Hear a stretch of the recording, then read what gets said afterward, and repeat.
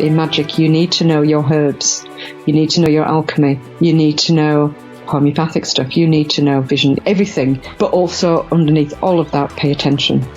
Watch, pay attention constantly, all the time. Be paying attention to things. Salutations, listeners, and welcome back to Glitch Bottle, the podcast where we uncork the uncommon in magic, mysticism, and the generally misunderstood. I'm Alexander Eth, and today we are unweaving the patterns of magic with author, occultist, magical teacher, and esoteric badass, Josephine McCarthy.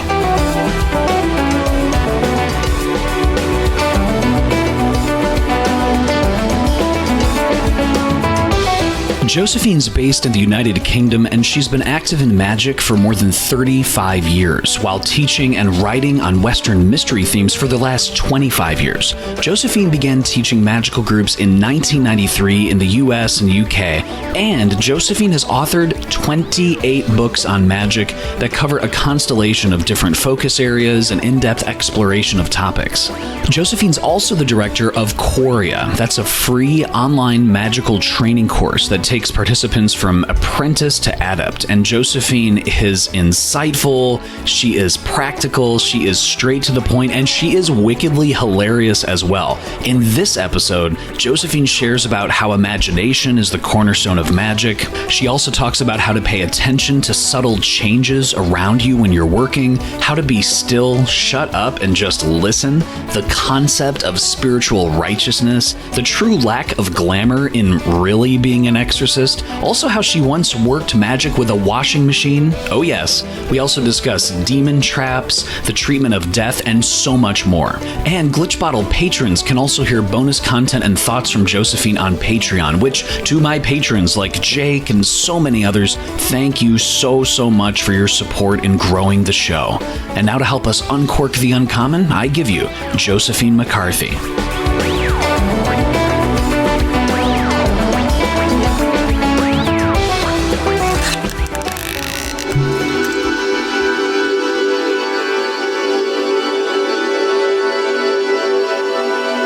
Josephine McCarthy, thank you so much for taking the time to stop on the Glitch Bottle podcast today. Well, thank you for asking me. It's an honor to be here. Can you just give just a very, very brief sense to the listeners out there, from a very young age, kind of what you've been immersed in terms of magical visions and direct experience with other entities? Can you just kind of give us the broad strokes on your background? Sure.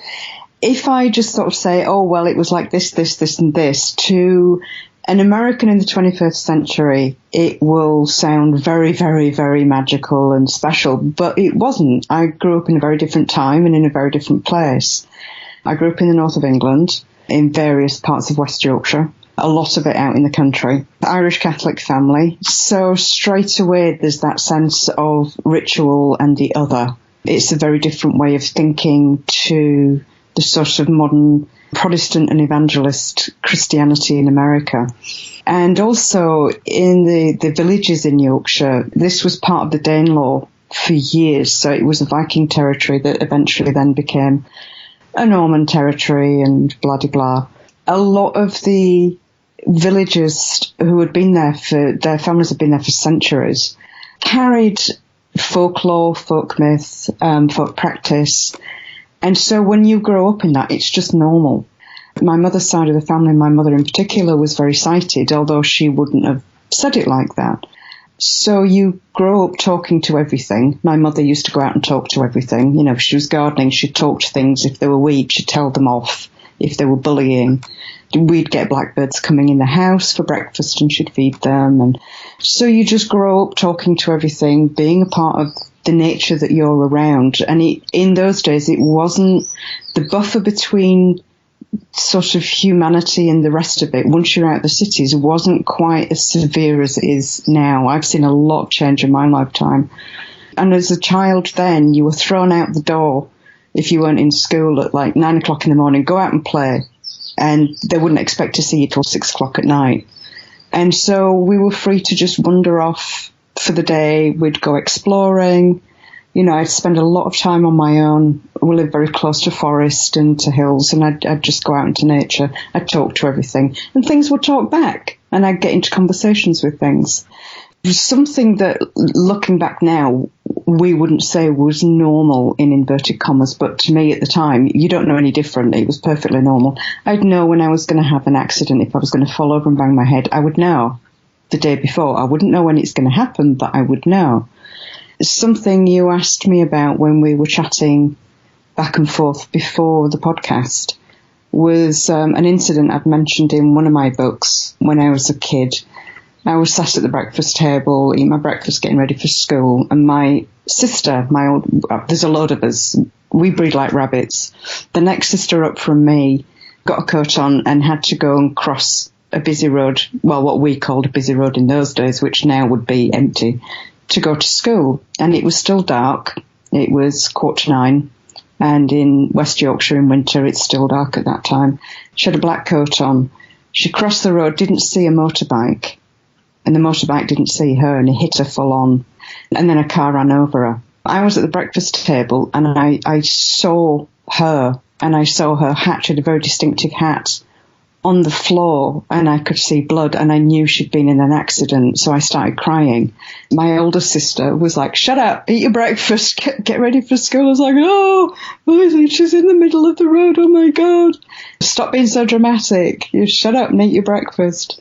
And then there was a knock at the door because we were the only house that had a telephone, asking to call for an ambulance because she'd been hit in the road.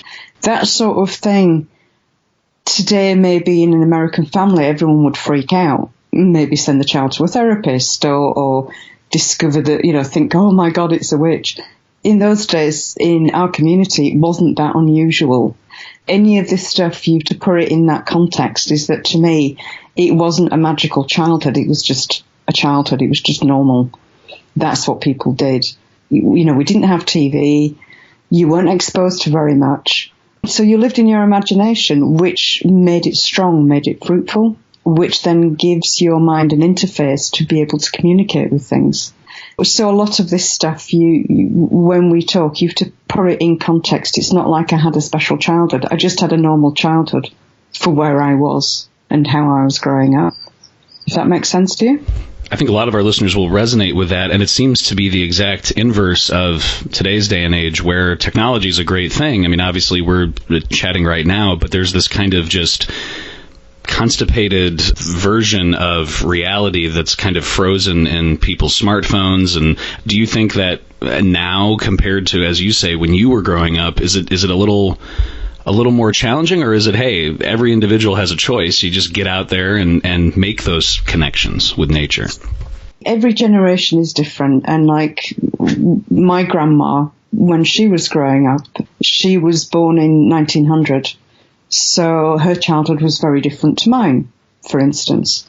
And she used to bemoan the fact of, oh, you have TV now and blah, and everything's going to get really bad.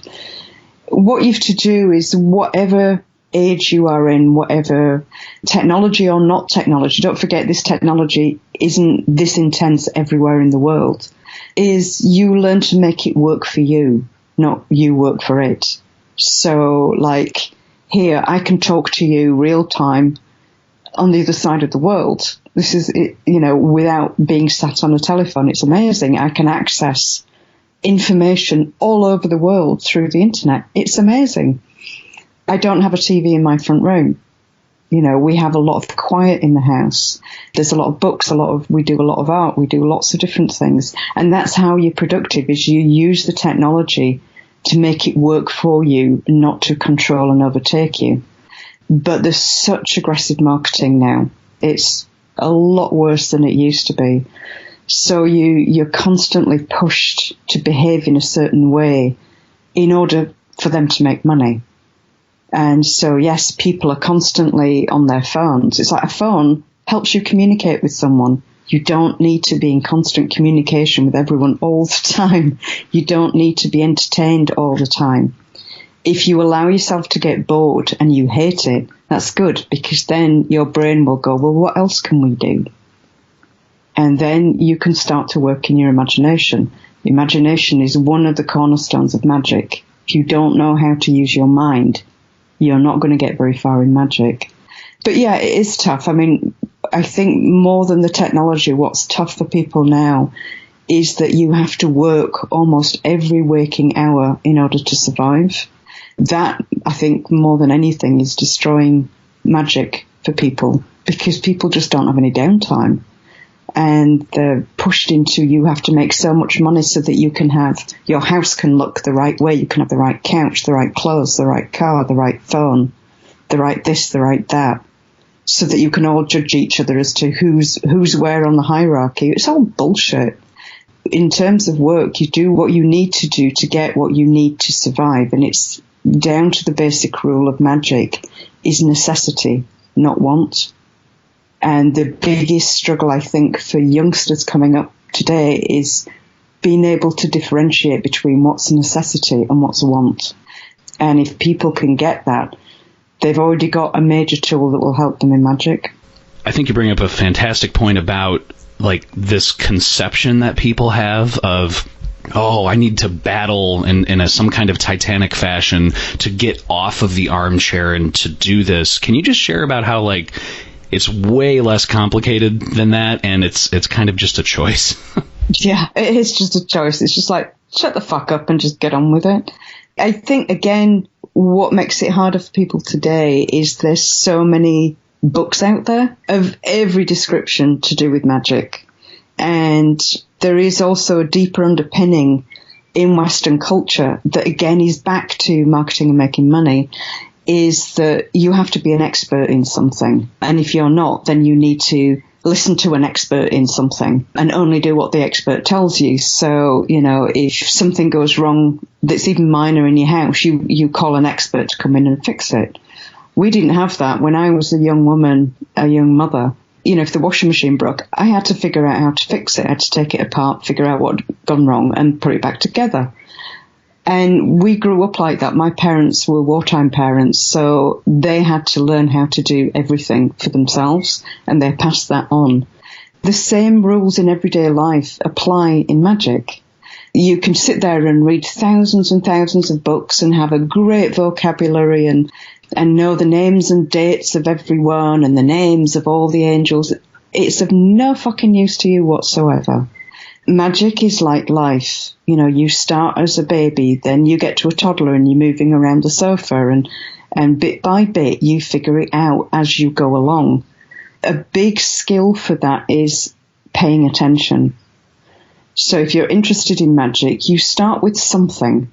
Don't start with picking up one of these complex grimoires and thinking, right, I want to be a magician and, like, you know, I'm going to conjure me a Ferrari, right? So I need this and I need, like, a dead toad that's been dried in a bottle for 2,000 years and blah, blah, blah, blah. You know, it's like, dude, no, really. Start with the very basics. You know, find something that's really, really, really basic, no matter what style it is, because the foundation magic is the same. No matter how it pops up in all the different styles, its actual foundation is the same. Start with something, a beginner's something, and do it. And pay attention. Watch, keep notes, do something, you know, you do a very simple ritual or a very simple vision, very simple meditation, and keep doing it and keep paying attention and look for the subtle changes or not, so that you start to see what works and what doesn't for you, because everyone is a total individual in magic. What works for one might not work for another. And it also, what suits you, what doesn't suit you, and also what you've brought with you when you come into life. Everyone brings something with them when they come into life. Natural abilities, memories, all of these different things. And something somewhere in a practice, in a simple practice, will trigger one or two of those little things. And you feel a subtle shift, but it's so tiny to start with. If you learn to pay attention, you then start to learn by doing, and the universe reacting to your doing. When I was growing up and when I was a teenager, because of where I lived, there wasn't an esoteric bookstore in town.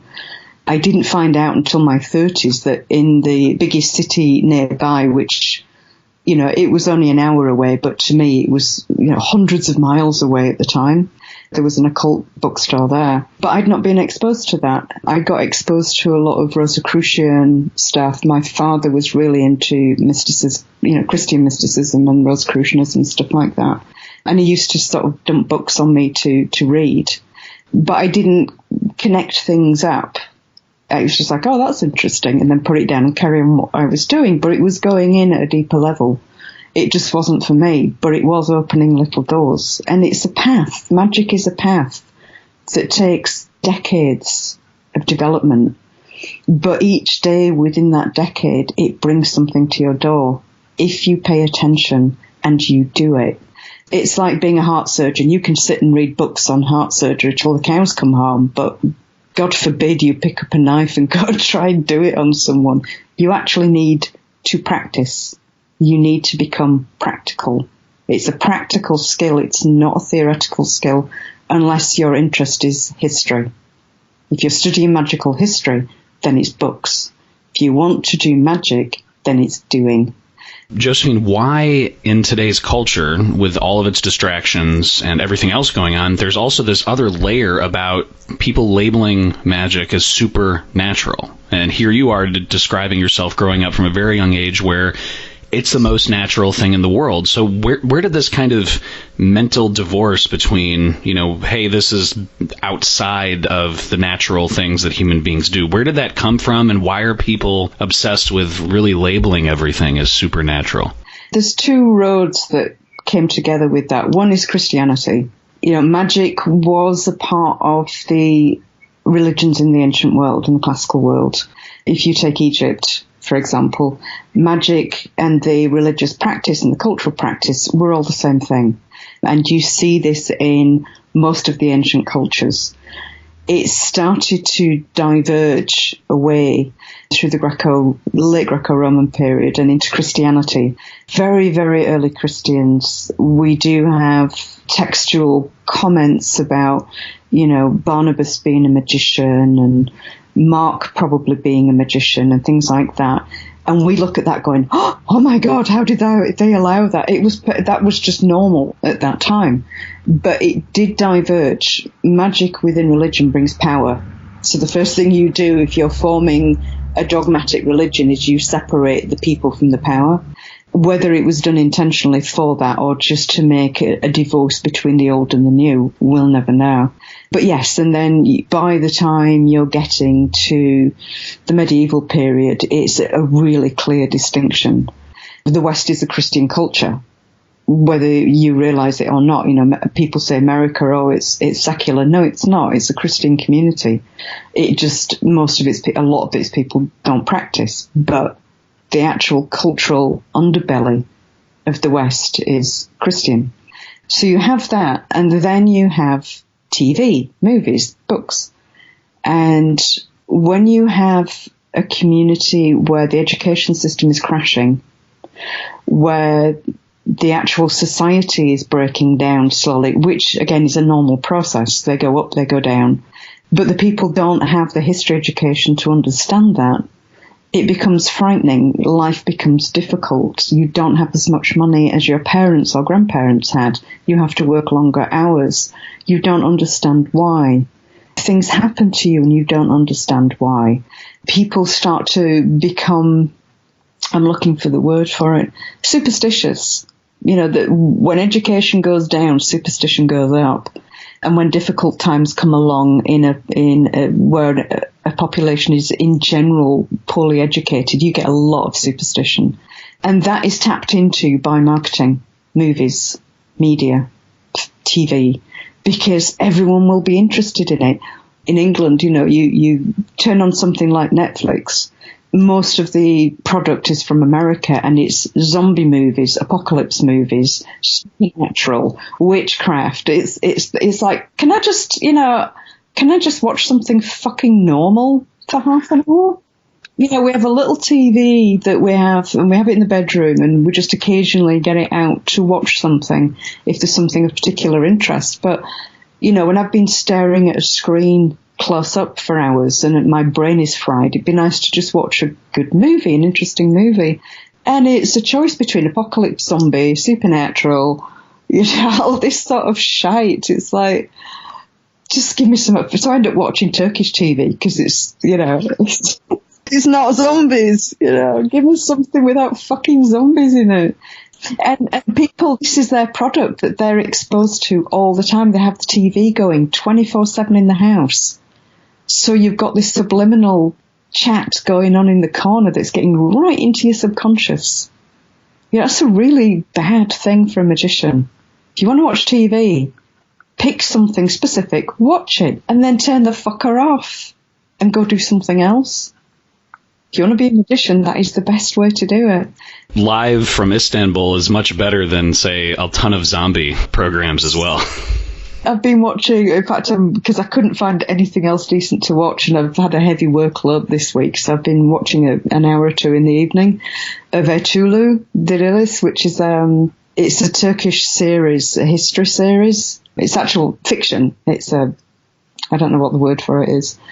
It's a drama, but it's based around the tribes, the nomadic tribes that came together to found the Ottoman Empire. And it all sounds very highbrow, but it's not. It's like lots of lush guys running around growling, and lots of nomadic communities and goodies and baddies, and it's just there's no zombies. It's great. There's no mass killings, there's no apocalypse now sort of stuff. That's the best I could do at the moment. It's either that or fucking Call the Midwife, which is from the 1960s. So it's like, oh Lord. I hope you hear that, listeners. What Josephine's saying is just put everything down and start getting your ass to work. Start magically practicing immediately. For a fucking walk. Go out for a walk, watch people. Pay attention. Watch how you feel as you walk around different areas. Do you feel in danger? Why? Are you actually in danger? Is it a dangerous area? No. So why are you feeling that? Is it paranoia because you've been told you can't walk about, or is it because there is something nearby that's not healthy or good? It's all about experiencing the world, not sitting in a little bubble, looking through a screen to experience the world. If you live near nature, go out. If you live in a city, if there's a crack with weeds growing through it, you've got nature there. Go talk to it. To that point, too, Josephine, I know there might be listeners out there saying, well, Josephine's mentioning about historically the kind of shackles that were put on magical endeavors by Christianity, and yet Josephine was talking about how important it was for coming from, say, a Catholic Irish background. What does Catholicism offer that, as you mentioned, something might be lost in kind of the Protestant consciousness or mindset? Like, can you just share about why does Catholicism offer or kind of mesh well with the world that you were immersed in? Well, if you think about it, when I was a kid, it was still the Latin Mass. It used to fascinate me. I'd go and sit in 2 hours in the church, and there's these guys in dresses, and they're speaking in a language that I didn't understand. Well, actually singing, because it was a sung mass. And there's the frankincense and the candles and the assistants, and all the call and refrain. And when you think about it, if you step outside of the Catholic ritual and look at it from the outside in, here is a ritual where it's reenacting the eating of flesh and drinking of blood of a hero. And it's like, whoa, dude, that's so satanic. But it's perfectly normal. And, there's a great mystery behind it, and blah-de-blah-de-blah. And so you see straight away where a lot of ceremonial magic comes from. It comes from the Catholic Church. And a lot of ritualists, a lot of Wiccans, Christianity, Catholicism in particular, has had its influence in how magic is formed. What you see today, for example, in ceremonial magic is nothing even remotely like magic is in non-Christian countries, or how it would have been in the ancient world. It's Catholic, basically, just with other things put in. Not on the surface, but underneath. The whole structure is basically the same. So for me, growing up with that, ritual is perfectly normal. It's there embedded in your consciousness, whereas someone who's maybe grown up in a strictly Protestant or one of these mega churches and you know, real extreme Christianity, it's going to be completely alien to them. So magic is completely alien to them. You know, you see how it does make a difference. I remember one of my Protestant friends coming up to me when I was younger saying, do you know, all of the things that I'm sure you've heard before, do you worship the saints and do you worship Mary? And there's this whole menagerie of beliefs that other people hold about, because I guess it just makes them, since the days of Luther, maybe a little uncomfortable in terms of that engagement with this, you know, massive array of other entities, persons from the past, things like that. Does that also play a role a little bit? Oh, yeah. Yeah. You can tell straight away when a magician has been brought up in something like Catholicism or Hinduism, because the whole concept of ritual and beings and everything is already there embedded in the consciousness. And when somebody has come from, you know, a mega church or a religion that doesn't have that structure, like Islam doesn't have that structure, it is very alien to them and it frightens them, because what also comes up through those religions is, you know, you are either good or you're bad. Something is either evil or it's good. And if it's not good and you don't know what it is, then it's evil. And this absolute dualism, you know, came into Christianity in quite early days and has sort of bounced around through the various forms of Christianity that have been born and sort of become old and ragged around the edges.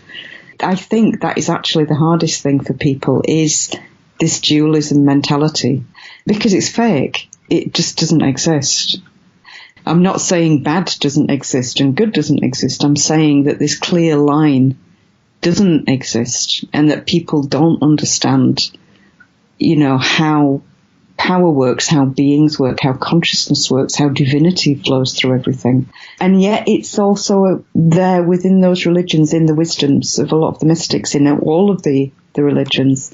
You know, the mystics see and say, and everyone just ignores them and goes back to the extreme dualism again.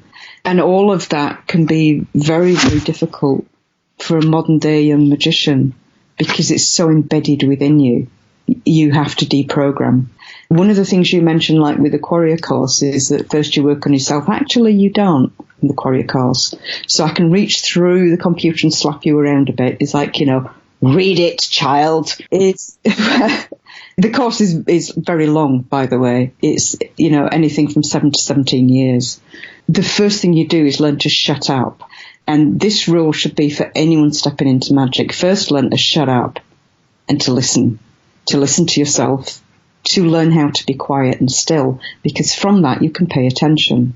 And then you start to not work on yourself, but you're working on everything outside of you, but you're observing and learning as you're doing that. And eventually, if you're paying attention, then you start to see how doing something out there directly affects you and mirrors you, makes you look at yourself and challenge your own belief system at a very deep level. And that's when everything starts opening up and unraveling, and so that you can really start to get to connect with things. It's like breaking through the shell. And the more that people have been brought up in very heavy religious backgrounds, regardless of what that religion is, because they, you know, especially the Abrahamic religions, just basically lock people down when they're followed at a very base level, is you have to take that programming out, and you can't do that through things like therapy or forcing it or doing a ritual to take it away. It doesn't work like that. It works by listening, watching, paying attention, reacting. And so very slowly, the very deep programming in you starts to unfold and unravel. And when you do that, you start to see things for yourself and experience them directly. There is nothing greater in any education than direct experience. And once you've had that direct experience, you can then spot it in other places, other people, in writings, things like that. And it's like a little signpost that says, yes, I'm like you too. So you have an experience, and then maybe you come across a book and you're bored, so you have to sit and read a page of it, or an article in a magazine somewhere.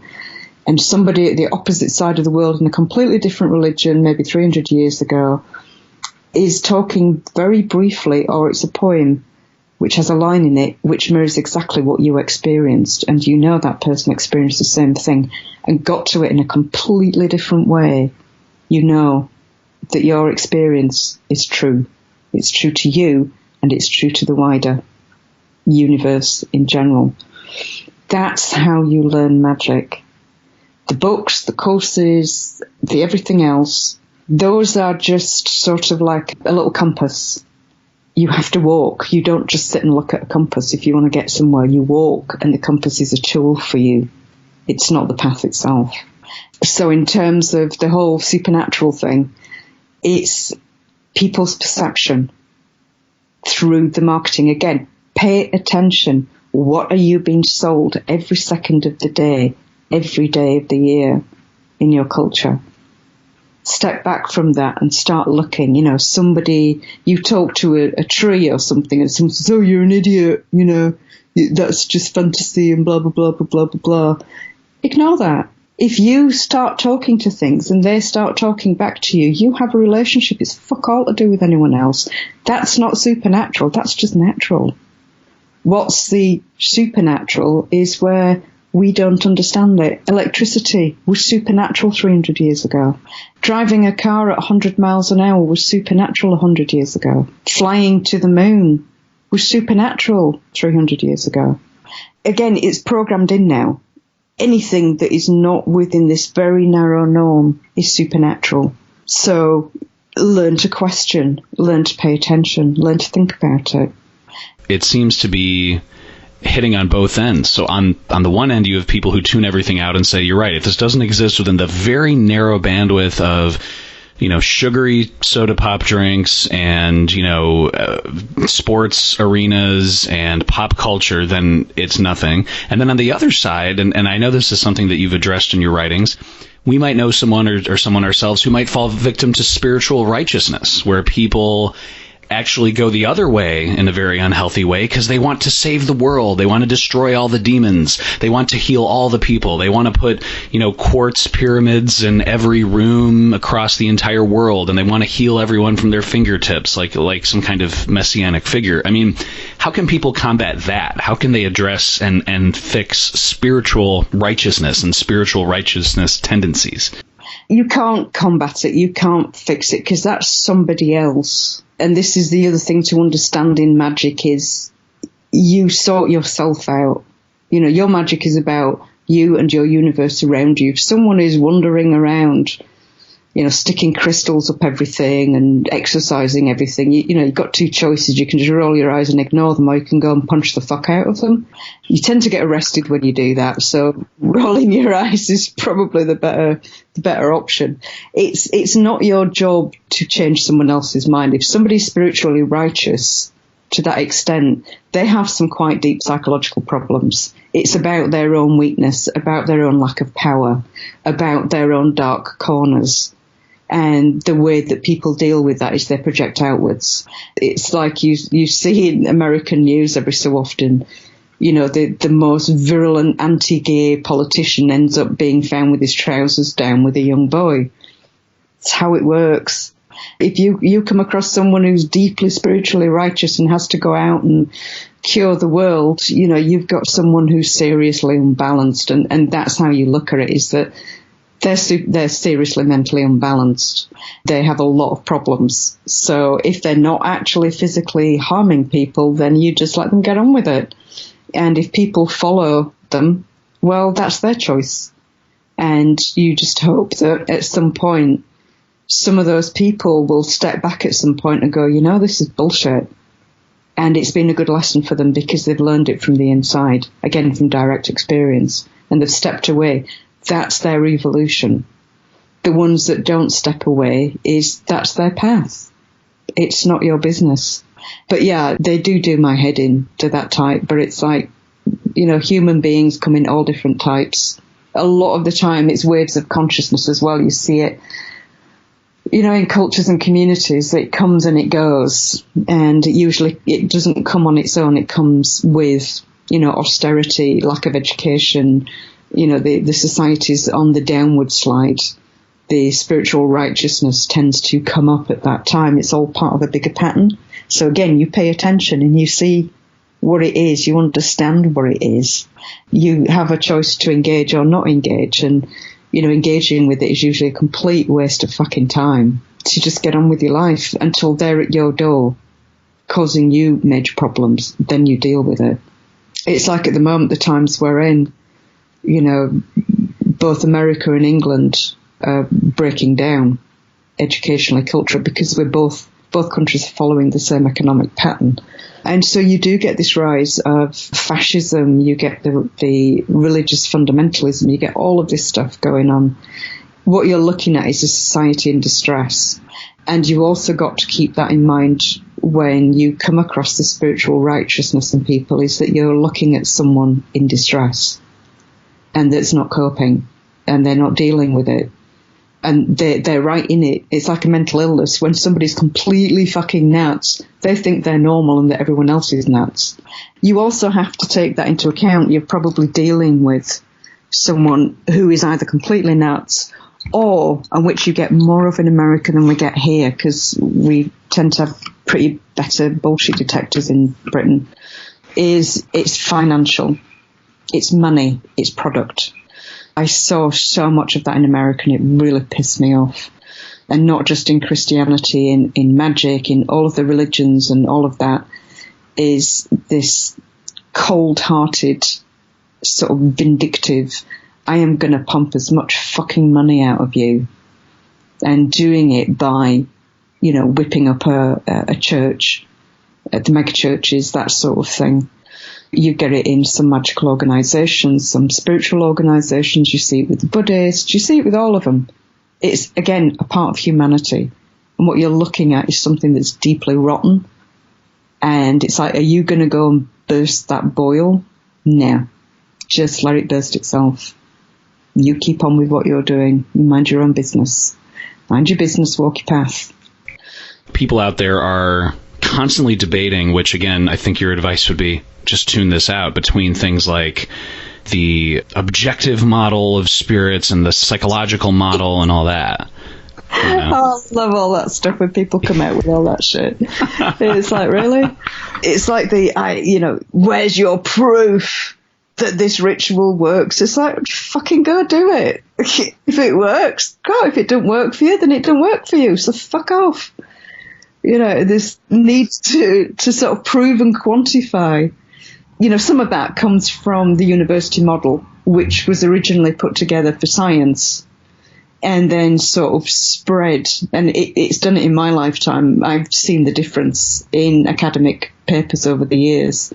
If you look at academic papers from sort of the 1950s, 60s and 70s, very different to now. And in science, it's necessary because science moves so fast and develops so quickly. That's how science works, is you have a hypothesis, you experiment, you prove it. Someone else has to then do the same thing and double prove it and challenge it and everything else. How do you do that with psychology? You can't. And so it's been a free-for-all. You get some great stuff out of psychology, really useful stuff, and you get some complete garbage. And these things are applied to everything that's around now. You have to look at everything in its own model. I'm not saying that psychology has absolutely no use in magic. It does to an extent, but it comes to a point where it is psychology and not magic. And that happens a lot. It's great when you see this and you see whole schools that are built around psychology that's washed with a magical overwash, and it's called magic, and it's not. It's basically just psychology. That's gotten us to a point for the younger generations where they don't actually know what magic is. One of the things that makes me chuckle is these big magical organisations that are basically psychology with a magical wash, and you get the magus, the hierophants of that school, and they've had a little bit of a magical experience that's frightened them a little bit. And so they'll email me and go, oh my God, what do I do? And it's like, you're a fucking magus of a huge skull. That's beginner shit, It's like, fuck off. Deal with it, You have to know where things have their place. You know, psychology, science, history, all of these things are really useful and can be used as tools in magic in one way or another, but they're just tools. That is not magic itself. Magic itself is something completely different. The only way you can learn that, again, is direct experience, not through intellectual arguments and discussion on Facebook. It's by actually doing it, and doing it more than once. You know, magic is something that should, if you want to be a magician, it should be your life, how you live your life. Everything should be tuned towards your magical path and be there to serve your magical path. It's not something you do on Friday afternoons when you have the afternoon off work. Something that, you're right, not a lot of people even, I think about all the time is, you know, take the Book of Abramelin, for example. It says in the very book itself, which was written in the 13 or 1400s, look, here's some magical squares, right? But you don't need to read or know anything about this, because your direct engagement, for example, with your holy guardian angel will teach you everything you need to know. In other words, you don't need books. You need that direct experience, you know. Except that books make money. You see, this is the other thing, is that, you know, because people don't study much history anymore in any depth, they idealize history, the past, the people of the past. Just like today, people idealize their ancestors and set up altars to their ancestors. It's like, God forbid, I'm thinking of my grandparents, great-grandparents. I don't want those fuckers in my house. It's like, you know what I mean? It's like, seriously? People look back and they really idealize. And again, this is back to movies again. So, you know, a friend of mine is really interested in the Crusades and Templars and stuff and Cathars, and it's like, oh, you want to be a Cathar, so you're not going to have any sex anymore then? What? You're going to be vegan? What? You're going to have nothing that your body likes? What? Look at these things. Look at the times they came out of. Human nature never changes. It just ages, that's all. So if you want to know what it was like in the 13th century, 14th, 15th century when these were put together, apart from, you know, the fact that there wasn't soap and nice things like that, the actual nature of the humans themselves was exactly the same. So you had good people, you had not so good people, you had the whole scale. You had magicians who were very good, who didn't communicate with anyone about what they did beyond an apprentice or two. You had people that maybe dabbled a little bit more and also hid their knowledge in poetry, in art. There's actually quite interesting art out there from the periods from the 13th to the 16th century where you see things hidden. And you spot it straight away because you've done the practical work and you recognize it. And so they're, you know, leaving breadcrumbs for the future. And then you get the people who are really interested in it but don't actually do it. They just like all the sigils and the squares and the this. It's all very woo-woo. And they copy it. Because basically a lot of the grimoires are copies of things that have been misunderstood. But it looks really fucking good. There was no printing presses in the 13th century.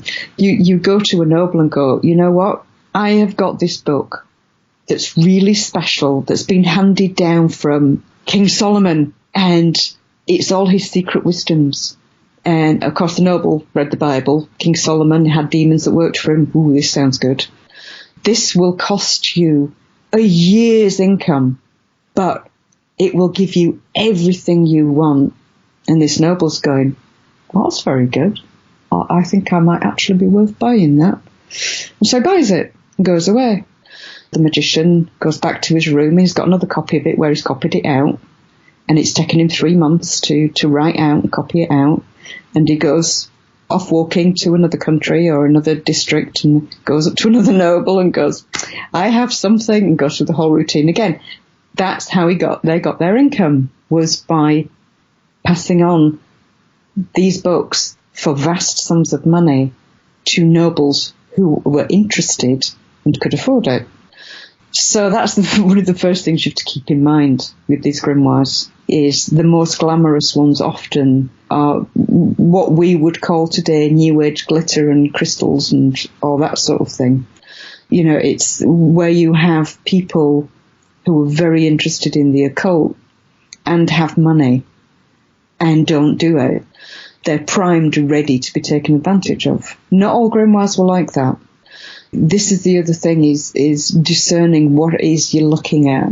And before you discern what it is you're looking at, you have to think about, again, paying attention. Why are you looking? If you're looking for power, a quick way to do magic, a recipe book, then it's not going to work. For a start off, you're just wasting your time. If you're looking to learn and you're actively engaging in magic and you go to any, and this is important, any grimoire and engage with it, and your focus is that you're trying to move yourself forward on your magical path, it will work to an extent. Not as advertised in the book, but it will work. Why will it work? Because what magic does is take all of the patterns that are around you. If you think of the universe, think of the world around you, not as buildings, trees, cars, blah, blah, blah. Think of it as patterns, all interlocking and intersecting all the time. And they're all interacting with each other.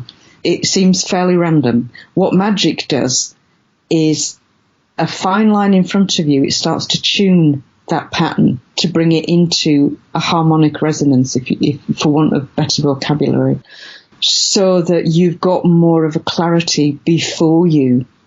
This is how real divination works, is everything starts to form. Now, what causes that to form is human intention, focus and intention. Once you have focus and intention, and you add in a magical act or a religious act, certain religious ritual acts will do exactly the same thing, starts to bring it all together. So, and the grimoires are like vessels. Think of it as an empty cup that you can fill. You have focus and intent. With the right intent, you're working with the grimoire, all the little cogs and wheels start moving. And it sort of works. Depending on how much of a natural magician you are and how sensitive you are, it can work a lot or a little, or not at all.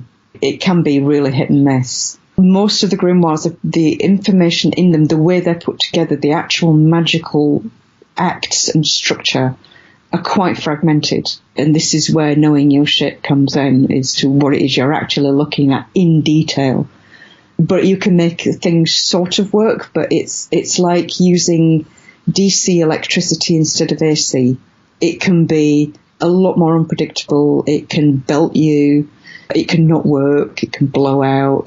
All of this sort of thing. And it's like, if you need to, say, take a photograph of something in your house and you need it to be very clear. You need a lot of light. You need to put like tungsten lights and all this sort of thing on it and get really clear, good reflection, blah, blah, blah, blah. You get a good photograph. You can do it that way, or you can just hold a candle in the dark up to the person and hope you get their shadow. Using the grimoires without really knowing what you're doing or what you're looking at or why you're doing it is a bit like holding a candle up in the dark to try and take a photograph of something. And, you know, some are just basically cobbled together out of gobbledygook. And some have a glamour across the top with power underneath. And often what's underneath has absolutely nothing to do with the glamour that's over the top that keeps the idiots busy. If grimoire magic is your interest, there's a way of approaching it besides your own, you know, just doing grimoire magic is not magic. Grimoire magic is a part of magic. That's it. It's a subsection. You need the actual skills, the actual raw magical skills to also work with those grimoires. You know, having a basic practice and then looking at the grimoires themselves. Joseph Peterson has done some really good work on, you know, pulling grimoires together and the information on them. Look at them and then start to track back. Look at the earlier ones. The dating that's on a lot of the grimoires is bull, basically. Some of them do go further back in fragments. And also recognise that the majority of people that wrote those grimoires down were not magicians. They were not working magicians. They were what we would call armchair magicians that dabbled occasionally, didn't really know what they were doing. A lot of these books were copied also out of curiosity. You know, Eliphas Levi, he was not really a practicing magician, but he was very important because he recorded a lot of things and thought about a lot of things. But you track back through time and you start to realise that there was a sudden explosion of grimoires and magical stuff around the Renaissance. What happened around that time? You had the fall of Constantinople, where a lot of books came into Europe. It wasn't the first time these books had come into Europe, but it was the first time Europe was flooded as people, you know, as the Ottoman Empire was rising, people grabbed everything and basically ran.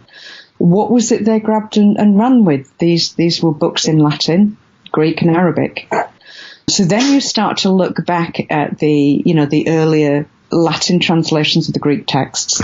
You also start to then come across the earlier Arabic writers. You have writers in Basra in the 9th and 10th century who were looking at much, much older writings in local languages. These people were Muslims and they were intellectuals. This was one of the heights of like a golden age in Islam. They were fascinated by everything. They looked into everything. They copied everything. They translated everything.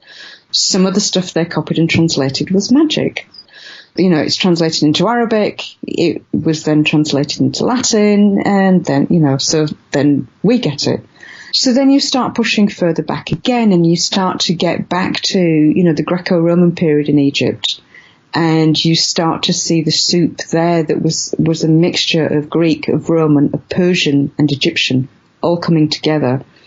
And so from a period of 300 BC to 300 AD, you had a lot of magic washing around that was divorced from the religion, from the culture. That was like probably actually from about 500 BC in that area was a watershed time where magic separated very much from the religion. It didn't leave the religion, but it started being used a lot outside of the cultural and religious patterns. So you see, it starts going further and further and further back. When you do that, you know, if you're interested enough, you start to see the basis of things that then appear hundreds of years later in a completely different context, often taken completely out of context and put in a grimoire. So know that the grimoires are often cobbled together from fragments from all over the place and sort of tried to be made coherent. That can work. You can actually do a Sesame Street ritual and make it work if the intention is there. The concept of, you know, working on yourself in terms of if you want financial security, get a job. You know, yeah. don't make, yeah, right? I mean, so can you just talk about, like, you know, yes, of course you can engage with spirits for specific things or specific requests, as you mentioned, with the intention, but can you just talk about, like, if you're looking for the winning lottery numbers on Tuesday nights, it's kind of ridiculous to, you know, just draw a chalk circle and read Latin and expect something to happen. Yeah, it don't work like that. Just like, you know, a 2-year-old standing outside of an ATM machine because they know that their mother goes and puts in a card and money spits out and they want some money, so they go stand in front of an ATM machine. It's not going to do it. Again, it's misconceptions. If you're a magician, you're working in magic, if, as I was saying before, you've got a very clear intention ahead of you, magic is your life and your path. In whatever form of magic that is, that's your life and your path. It starts to form and connect in fate patterns. You know, if you need a job and you're a magician, all the magic you do is interconnecting and affecting your path ahead of you in one way or another. There's 2 ways to approach it. One is to say, you know, I need a job. I want a job. I'm going to do a ritual. I'm going to do vision work. I'm going to do a visionary ritual, which is the best way to do it. And I'm going to ask for a job. And so you do this. If you demand, then, you know, if you're very, very unlucky, some being will go, okay, there you go. And it could be the worst fucking thing that would ever happen to you. However, if as a magician, you go in visionary ritual and you say, I really need a job. And you think about, why do I need a job? Do I need a job to survive? I'm not surviving at the moment. Okay, I need to survive. I need a job. You do the work. If you then sit back, nothing happens. If you then continue to job search, the patterns out there which connect in different jobs, different this, different that, and your path ahead of you, which you've been forming with patterns, with magic, can start to connect up. And it might be that, you know, the job that you want doesn't come forward. The job you actually need to get you further in the path ahead that you need to go will turn up for you. If you turn that job down, it closes that path down. People used to say to me when I was in my 40s, I used to do what some, you know, educated 40-odd-year-old women would be horrified at as jobs. You know, I dug holes, I did gardening, I cleaned toilets, you know, I waitressed, I bartended, I did forestry, wildfire fighting, ballet teaching. I did whatever I could to provide for my kids with what came up. You know, I would say out to the universe, look, I'm really struggling. I need a job to provide for my kids. A job would come along, I would take it. What I would find is it was like going to school. It would confront my perceptions of myself. It would push my body to the limit so that I knew what I could physically take and what I couldn't take. I would start to see the bad side of humans because I was, you know, in my 40s, I was still very sort of dewy-eyed that, you know, well, everyone's sort of really good. You know, no, they're not actually. There's some real fuckers out there.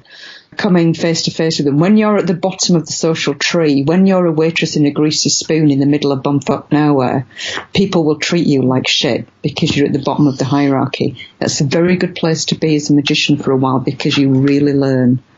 But what also happens is somebody comes in and connects with you and they have the next piece of the puzzle. And they'll come in and go, well, actually, I can see you're really bright and you're really unusual and blah, blah, blah, blah, blah. There's a job going on the other side of the country in this really amazing place and you'd be perfect for it. And that's happened to me so many times. What I've needed has come to me if I've been willing to accept what was necessary, not what I wanted. And doing magic to get a job does work if you're doing the magic properly. Does work if you then go out job hunting and accept the first thing that's offered to you. So you can see how for, you know, a 21-year-old who wants to do grimoire magic to become the CEO on Wall Street tomorrow is not going to work. A working magician who, you know, turns all the lights on ritually and says, look, you guys, I don't know if you noticed or not, but things are really bad now. And getting to that point is magically very important of saying, I can't take this anymore. I have understood what my limitation is. I cannot carry this anymore. I need some help. That is very different from turning around going, oh, well, I want to be in Wall Street and I need like 700,000 a year and a big dick, please. You know. The beings just stand there and go, wow, how many thousands of years of civilization have you lot gone through and this is what you produce? Good God. So it's like, you know, and I've had that as well with, you know, if you're doing contacted ritual, which is where you're working in vision and ritual at the same time, so you're working with beings in vision and you're also working ritually, is, you know, you learn to back and forth with the beings. And the amount of times in my past where I've done something, you know, like that, and a being's appeared in front of me and gone, oh, fuck. It's like, is this the best that they could do? They've sent you? Oh, I'm sorry. I'm from Bradford. I'm sorry. Oh my goodness, that is so awesome, and that brings up a point that you just touched on, because Josephine, people keep referring to you as a ceremonial magician. Can you just please let everyone know that you're a magician who uses ritual? Yeah, I think these labels get really complicated because people like to box things. You know, people like to sort things. Everything has to have a hierarchy and a label, and it has to fit in a certain place. And, you know, it's like SATs tests, you know, this is your SATs test. It's like, what the fuck? When I was growing up, magic wasn't like that. In 50s, 60s, 70s, all of that lot, people just were all over the fucking place. Now it's like everything is labelled. And to me, I might be getting this wrong, to me a ceremonial magician is a person that works purely in ritual, and that they have all the tools and they have set scripts that they work to, and they wear particular robes, and, they work with very particular beings. It's a very sort of narrow path that works for them. I don't do any of that. I do work with ritual. I don't wear things. Tools come and go, and they're not the ceremonial tools. I work with all sorts of different things. I also work in vision as I'm working in ritual. I'm a magician. I'm just a magician. And a magician should basically be able to, work ritual, work vision, work with sigils, with scripts, with writing, with utterance, with herbs, with substances. That's a magician. You learn to work everything, because magic is all of that. It's just that it's very difficult to sell that as a product to people. But when you have a very narrow, thing with a recipe book, and there's lots of outfits to buy, and there's lots of tools to buy, and there's lots of rules to follow, and blah, blah, blah, blah, blah. It's all very safe, very happy. Yeah, it sort of works, but it's, that works for some people. It just doesn't work for me, because I grew up in the Catholic Church watching that all the time. It's like, it's no big deal to me. To people from outside of that, it can be very glamorous. And again, that's the fall down in any type of magic, is if you get trapped in the glamour, you're fucked, basically. If you are drawn to something because it's glamorous, in the first instant, it's not a bad thing. It opens the door for you. Then if you do it a few times, then you get to realise, I think there's more to it than this. And this feels a bit fake, having to wear this particular outfit for, blah, blah, blah, blah, and that's not necessarily right. It doesn't necessarily need that. Then you start questioning. If you start questioning and then say to yourself, well, all of this is not really necessary, I can still make it work without this, but I really enjoy doing that, then that's good. That's fine, because you understand the dressing is something that works for you and that feeds you. Everyone needs something, and that's it. If you believe that the glamour is it, then that's not being a magician. That's dressing up. So you see how complicated it is, and you can see how I often put my foot in it and get into trouble, end up pissing people off, because these are all sacred cows. Everyone has their sacred cows, and there's nothing wrong with having sacred cows as long as you realise what it is and why it is a sacred cow to you, what it's feeding you and what it's holding you back from. When you realise that, and all of that comes again from paying attention, once you realise that and you can separate that out, you can say, right, I'm a ceremonial magician because I need all of this stuff, not to make the magic work, but because it puts me in that place and that works for me. That's good. I don't need all of that. I grew up in theatre. I grew up in the Catholic Church. Between those two, I just cannot be dealing with the outfits, the whole scripts thing, everything like that. It's too natural for me, is magic. I do work within structure, work within directional structure. I use tools. But, for instance, my altar can be a pile of books with a cloth on it and a candle. It's a working altar. I take it apart and scatter the magic afterwards. So that has its uses as well. So, no, I'm not a ceremonial magician. There's just no easy box to put me in, because I use what would be erroneously called shamanic stuff. I use visionary stuff. I use contacted writing. I use sigils. I use scripts, as in not reading scripts, as in different types of writing. I work with substances, with plants, with spirits. I basically work with everything.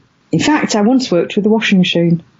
You once? Okay, now I must know, Joseph. You can't just throw that out there and expect me not to ask that. I must know about the washing machine. Are you still awake? Yes, you're awake, right? Washing machine.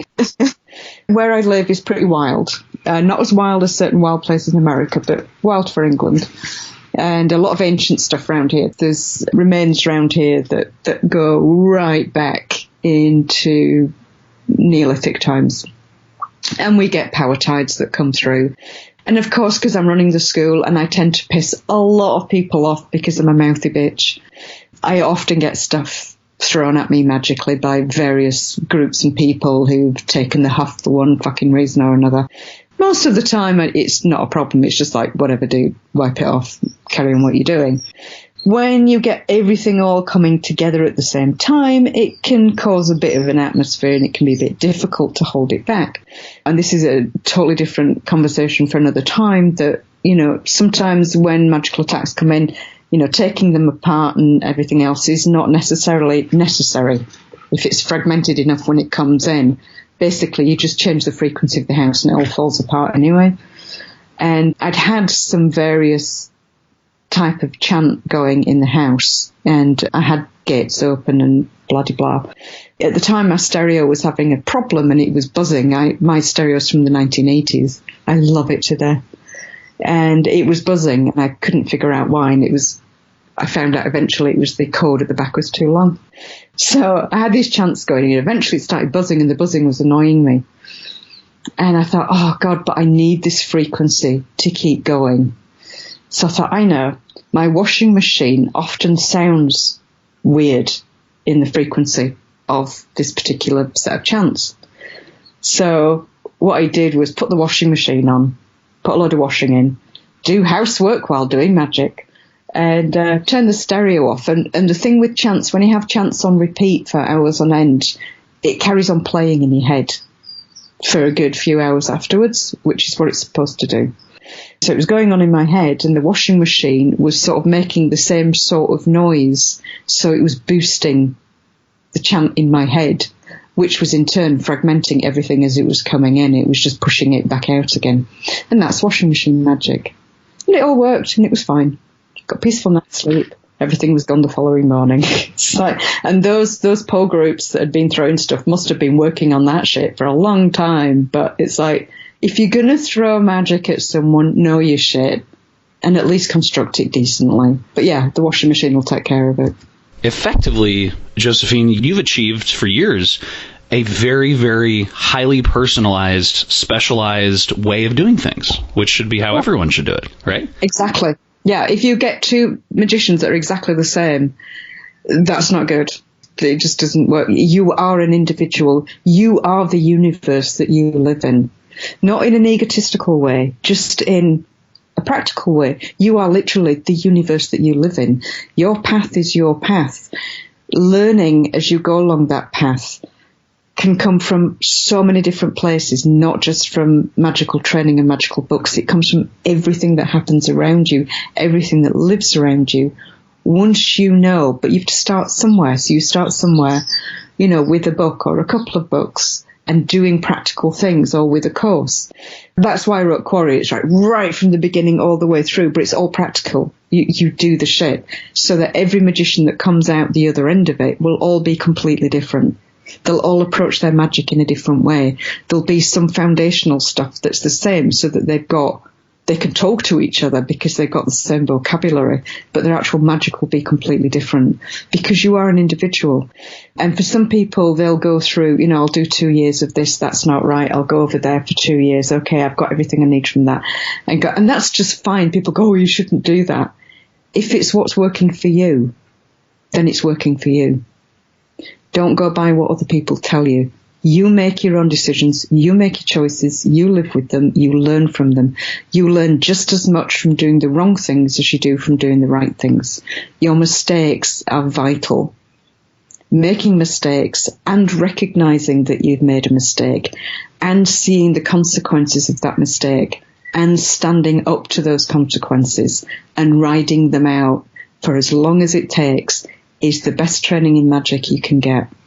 Let's kind of delve into that about practical advice and magical training, because as you mentioned, Josephine, when it comes to Quareia, and I would definitely encourage listeners, I know so many of you already have, you know, or are in the process of taking the course, but you mentioned that the first step before anything is, you know, kind of tuning out, separating, getting that healthy space needed before you even begin working on yourself. But Josephine, when it comes to Quareia, what are some of the other things, if people are hearing this and they're like, okay, I'm sincere, I want to start this, but before they even step on the magical path, what are the kind of vital things that you would really make sure that they have their shit together before jumping on? You're not going to have your shit together before jumping on.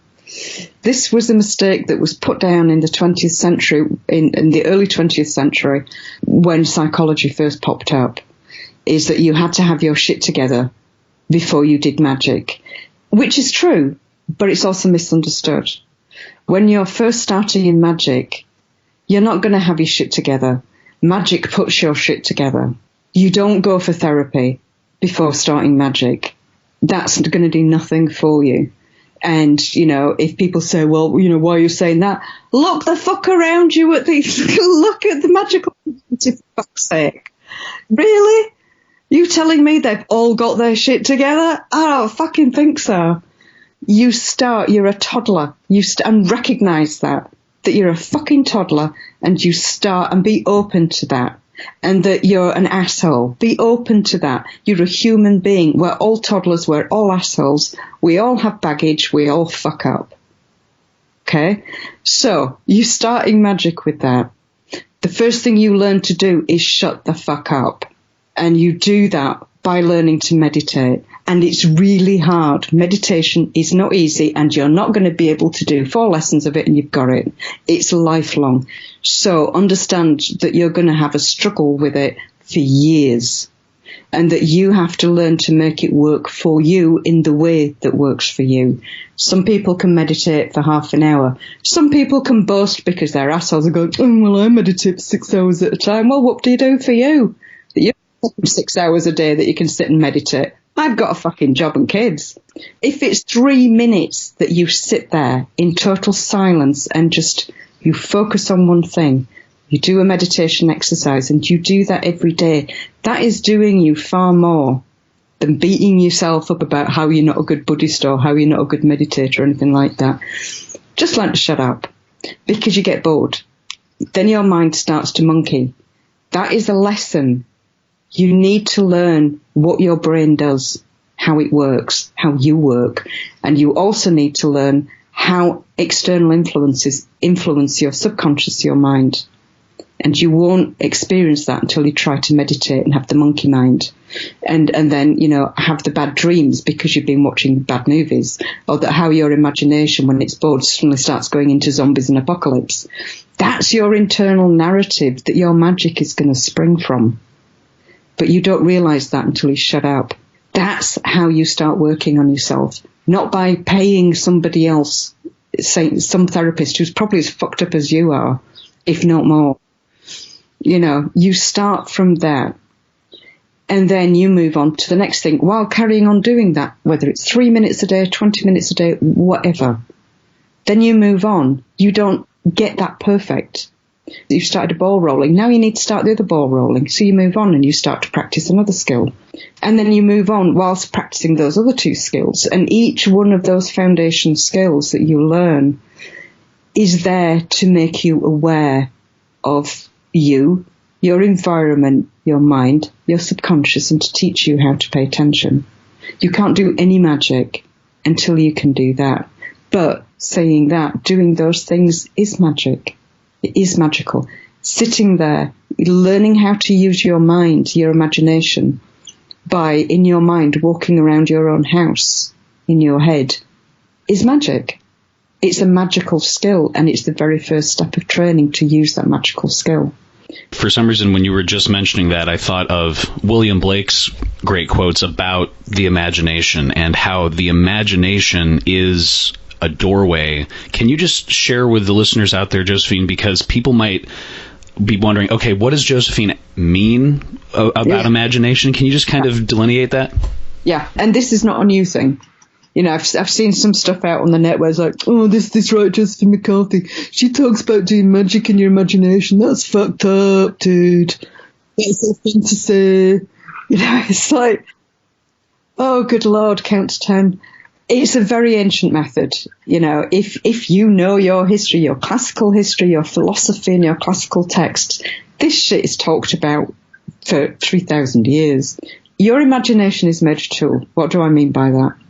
In today's world, your imagination is something where you conjure something up in your head. So you daydream or you imagine something. Now, when the human consciousness uses its imagination, it starts to form things. It starts to form patterns. When you're just using it within your own imagination, that's all it does, is it forms patterns. If you are a natural magician, a natural psychic, it can start to turn some lights on, and that beings and other things become aware of you. Now, besides that, the inner worlds, the worlds that we talk about in magic, the vocabulary magic is so fucked up at the moment. You know, the sort of astral realm and this realm and that realm. You have a physical world, and then you have all the other worlds. You have an underworld. You have everything, and there's no nice list. You know, I used to have nice lists, and now as I'm knocking near 60, it's like, I have no fucking idea at all. There's just loads of them. They are not physical. They are energetic, if you want to use that word. I call them they're pattern, because it's patterns. It's all patterns that don't physically manifest. You can engage, you are within that all of the time, you're just not aware of it. You can engage and become aware of it and become a part of it by using the imagination. That is a tool. You use the imagination as a tool, as a doorway, and then it opens out and it's no longer imagination. You're actually into a conversation with something, or you're actually in a different, your mind is in one place and your body is in another. But we think in terms of geographical location. Well, like, how can the mind leave the body? It's not. It's all in together. So do you see how difficult this can get? Using the imagination, if you want to, for instance, work in vision, and, you know, remote viewing is a word that people know, which is where you cast the mind geographically to a place, to a physical place. You can cast the mind to an inner place, which has no geography because it has no physical, it's just there. But you can access it. You can access time forwards and backwards. You can access the underworld, the death. You can access the stars. Your mind can go anywhere. At first, it is just your imagination because your mind doesn't know how to work.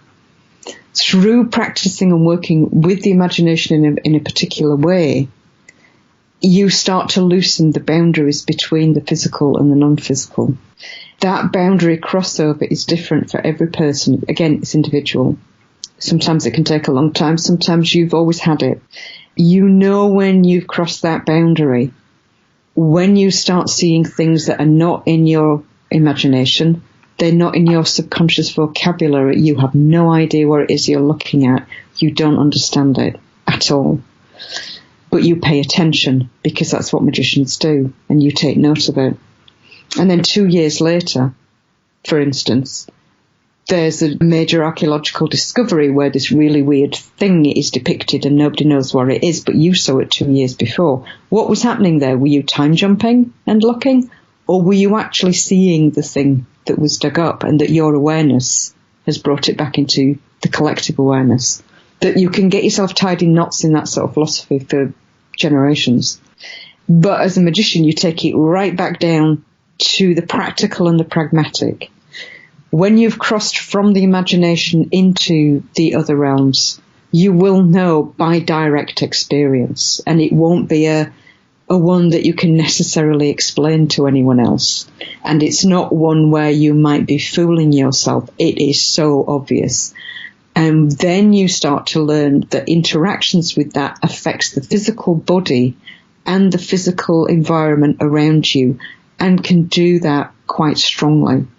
And this is when you then start to understand that you're not going away somewhere. You're accessing different layers of the environment that you live in. That it is all around you and all within you. God, it's getting very deep, this, isn't it? No, this is great, because I loved your use of the term, Josephine, about influencing patterns. And I know when Frater Ashen Chassan was on the podcast talking about, you know, it's like if you're in the ocean, right, and trying to isolate one drop of water, saying, I want this. It's like you're not looking at everything else, you know. Yeah, you can't. It's a very good analogy. Once you've made that crossover and you've started to experience, and it won't happen every time, and then you'll try to second guess yourself, which shuts it down. You have to be as a child, with the child's imagination. Just let it do its thing. The only adult magical thing you're putting onto it is a definition of where it's going and what it's talking to. And you will make a lot of mistakes. You know, you'll have where you think it's real and it isn't. It's just your imagination, and you can't discern which one it is. You'll have some where, you know, you think it's your imagination and it's actually real and it's coming at you, and you can't discern where it is. The discernment can only come from doing it and doing it and doing it and learning. Just as moving to a new city and finding out where the safe spots are and where the safe spots are not, where the shops are, where, you know, this is pre-Google era. You know, before you could Google everything, pre-internet, you would have to go out and discover for yourself from direct experience. As a child growing up and as a young adult, you learn to read people, who are the good people, who are the bad people, who are potentially dodgy. As a woman walking alone, you learn to read body language so that you're constantly on guard and watching and paying attention to the body language of men around you to know if you're under threat or not, which in itself is a damning thing to have to say in a modern world. Is that women still have to do that. Thank God I'm old and ugly now, so I don't have to worry about that. But, you know, in my 20s and 30s, I was constantly, if I was alone in a city that I didn't know, I had to be constantly on guard, watching all the time. You know, like every woman out there, or most women out there, I've been attacked multiple times. You learn by direct experience and from bad experience to pay the fuck attention and watch everything around you. It's the same when doing visionary work, which works through the imagination. Some schools don't use it at all. Some schools use it in a psychological model, which is 10% of it. The rest is crap. Some schools use vision work and ritual. Some very sort of tribal types of magic just use vision and not any ritual.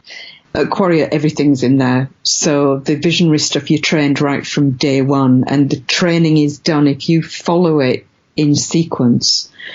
It's all dovetailed in so that you're learning different sets of skills that all tie in together, so that as you then start working more and more in vision, you've already, without realizing, had a safety mechanism constructed around you to protect you while you work. So it's like having, I don't know if they have them anymore, or whether health and safety has gotten rid of them. When my kids were babies, we had these little things we could sit them in that were like little alien ships on wheels with a little seat, and you'd sit the kid in, and you have a tray in front, and you could put toys on the tray, and the baby, the toddler, could sort of push themselves round. Oh, yeah, I know what you're talking about. Yeah. That's training. That's magical training. That's what magical training does. It gets your legs strong, but keeps you safe at the same time, while giving you some little bricks on your tray to play with and giving you the freedom of the house. That's how magical training should be. It's not about learning recipes and names and passing exams and getting badges. It's about learning skills while in a safe environment, but with enough, not too much health and safety, so that you can have some safe, bad experiences that will teach you a lot. I think it's so important for, I know myself, and I really hope the listeners to really understand that, because it is such an important point in terms of getting in there and doing something. Someone just said to me that if something's worth doing, it's worth doing. And I said, oh, it's worth doing well. And they said, no, it's worth doing poorly, because you need to do something. If you can only just do this specific thing and you're starting from zero, quote unquote, just do that. Do something, as opposed to just armchairing something to death. Yeah, absolutely. Yeah, get rid of the books, or just put them away. You leave them. Books are for reference. Books are for getting inspirations and ideas and, you know, a basic ABC. And most of the books in my house are not magical books. They're archaeology, Egyptology, history, philosophy, religions. They're there for you to reference and to learn from. But in terms of magic, you start with something, as you say, and do it and learn from your mistakes. But don't go in with the mentality of, oh, it's great to learn from mistakes, so I'm just going to ignore everything that everyone has said to me, and I'm going to do what the fuck I like, and I'm going to raise this demon, and I'm going to do that, and blah, blah, blah, blah, blah. And then what happens is 2 years later, they're emailing me going, oh, I'm really depressed, and like I've got this voice in my head telling me to do this, and I think it's a demon. It's like, no, it's a parasite. You're filthy. You're absolutely parasite to the eyeballs because you're a moron. You need to do this, this, this. Well, that doesn't sound very flashy. It's just like, well, get a ritual bath. Well, what's that? I mean, I need that really hard-hitting ritual that you've got hidden away. It's like, what? You fucking deserve your parasites now. Fuck off. Oh, my goodness. Climb out of it. Oh, they won't. And if they climb out of it, they've learned some really good lessons that they will never, ever forget.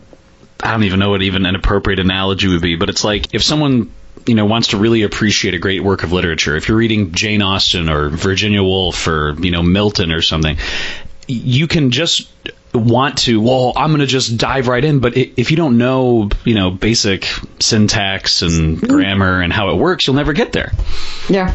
Yeah. I mean, this is the thing with exorcism. Everyone wants to be an occult exorcist because it's really glamorous, and it's like, is it? Really? No, the idea is really glamorous, and that idea has basically come from Supernatural on TV. And it's nothing even remotely like that. But people get dragged into this glamour. And also the saviour mentality comes out. They want to save the world.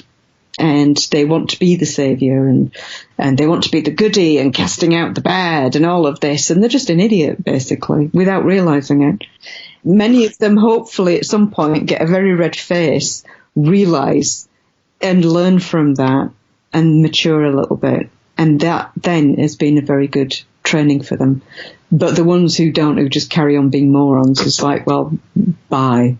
A huge amount of people that, and it's not a huge amount in terms of the population of the planet, but, the people who get in touch with occult exorcists, 90% of the time are just mentally ill or completely paranoid or have been told because they've gone for a reading somewhere. This is a really common one.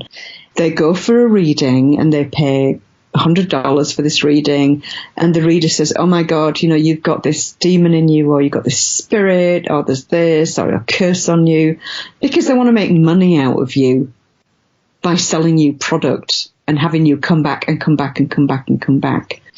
And some people get trapped in that. Other people will then contact me and go, oh, I've been magically attacked. It told me that, someone told me in a tarot reading. It's like, well, do you know any magicians? Well, no. Okay. Have you pissed anyone off lately? No. So why do you think you've been magically attacked? What's your life doing? Well, my life's fine. But this person in a reading told me that I've been magically attacked and that I needed help. It's like, if you're fine, you're fine. Fuck off. There's so many people who would get really deflated if instead of being told you're infested by a demon, it's like, you should really go talk to your mother about some childhood issues that you have. Yeah. Or, the other thing, again, that's where the psychology comes in. And that's valid. That is very valid. The other way to put that round, if it is something coming from childhood, is to say, well, sit down, think very carefully over the next few weeks, put yourself in your mum's position of what put yourself in your mum's position of what she was going through at that time when she did this, that and the other that hurt you very badly. And that hurt will stay with you. It will heal in some way, but it will leave a scar, and that's good. That's okay. You are going to be scarred. Live with it. We are beings covered in scars. We are not going to go back to factory settings. That's the first thing Americans need to get over. There is no factory settings. When you're told that by someone who wants to sell that to you, who wants to make a lot of money out of giving you therapy for 20 odd years. There is no factory settings. You have a bad experience. It can be a terrible experience. You will be scarred. It will affect how you think, how you act for a long time. As a magician, what you do is you sit down and you say, yeah, that fucking hurt me. Yeah, it's changed how I look at people and how I react to this. And looking back on my life, I can see how I reacted in this, that and the other because of that pain from childhood. And then you think, right, why did that happen? Not happen to you. Why did that situation happen? Put yourself in your mum's head. Your mum was a person who was just trying to get through life in the way that they could. That might have meant being an alcoholic, running away, beating you, all of these abandoning you, all of these things, which to you as the child is a terrible thing because, you know, a mum is supposed to protect the child and raise them. But that mum is also a human being. And you don't know what that human being went through. You never know everything about everyone, no matter how close they are to you. You don't know what hell that poor woman went through at some point that made her who she was and made her do what she did. And that's when you get to the point of realizing that we're all pretty much fucked up and we're all just trying to get through life in the best way we can. And so what you do as a magician then is you say, okay, that was a bad situation. That came out of probably something that happened before even then. I have these scars. I recognize those scars and I recognize where they come from. That's all I need to know, is that I don't pass that forward into the next generation. Straight away, you've done a magical act in that you've taken control of how you are going to act in the future. And when you fall off the wagon, you recognize it straight away and go, oh, fuck, I'm just being just like my fucking mother. And you apologize and you say, I'm sorry, I was just like my fucking mother then. I see it, I'm really sorry. But I'm really angry, but not at you. I just want to be really fucking angry. So it's about maturity, it's about growing up. And that sort of stuff doesn't tend to come up too much with exorcism stuff. What you tend to get is people who are psychotic, who have lost, who don't, you know, their reality is all over the place. Their imagination has basically taken control of the mind and it's running rampant. And, you know, a lot of that is chemical. There is nothing magically you can do about that. They need to be seen by a doctor, by a psychiatrist. They need help. And it's not your job to help them. You need to know your own limits in exorcism for a start off. There's other times where, you know, people will come and they're mentally ill and they're heavily parasited. If that person is someone who is within your circle, like your family, your friends, you know, you can ritually clean them up, but it's going to go right back to parasited within a month because the psychosis is driving the behavior that's attracting the parasites. So there's nothing you can do about it. But some people come to you and they're very heavily parasited and they think it's a demonic possession, but it's not. It's so fucking rare to get. Actually, the idea demonic that's in people's consciousness now doesn't actually exist in that way. It's something completely different. But the parasites are the ones that get in your head and make you behave in a certain way. The behavior that put it there in the first place, often you can clean a person up and take everything out, but they will not change their behavior. They might for a week or 2 weeks, but that behavior is going to come back because they're not about to change their life in a way that's uncomfortable for them. So, you know, you then have to make these choices of, am I going to burn myself out? Because this is not easy work. You can't just wave a wand and do a ritual and all is well. You are energetically connected to everyone that you've worked on. A lot of exorcists don't understand that until it's too late. And you can say it, people don't agree with it, and then 20 years later they're back in touch with you going, oh my God, you know, I'm connected to so much, I'm carrying all of these burdens because of the work that they did. And there is no way of helping that person without going through that connection. So you learn to be very, very, very careful about who you choose to work on and why you choose to work on them. You know, you can clean a person up, they go away, they're dirty again. You've achieved nothing other than setting up a connection that's very difficult to get rid of. They haven't learned anything. Leave them with the parasites. They come to you and they say blah, blah, blah. You just tell them, this is what's happening to you and this is why it's happening. This is how they got in. This is what they're feeding off of. You go away and change this. You get rid of them for yourself in your own time. They then have a choice, clean their own shit up or live in it. That is the best way for 99.9% of that sort of thing, is that you give people the tools to do it for themselves. And, you know, the ones that are just looking for drama, that you're not feeding that. The ones that are mentally ill, you know, because you say to a mentally ill who's seriously psychotic, go see a doctor, they're not going to, because to them they're perfectly normal. So there is nothing you can do. Do you know what I mean? And what you end up doing then is dealing with the things that are really important that cannot be done by the person or place. And it really isn't glamorous, and it isn't pleasant work. If you're not willing to clean toilets in places where people have constant diarrhea on the floor and everywhere, if you can't physically clean that up, don't go do exorcism, because it's the energetic version of doing that. It has that element to it of cleaning up shit. Do remember, if you're taking things out of people, there is going to be a connection set up there.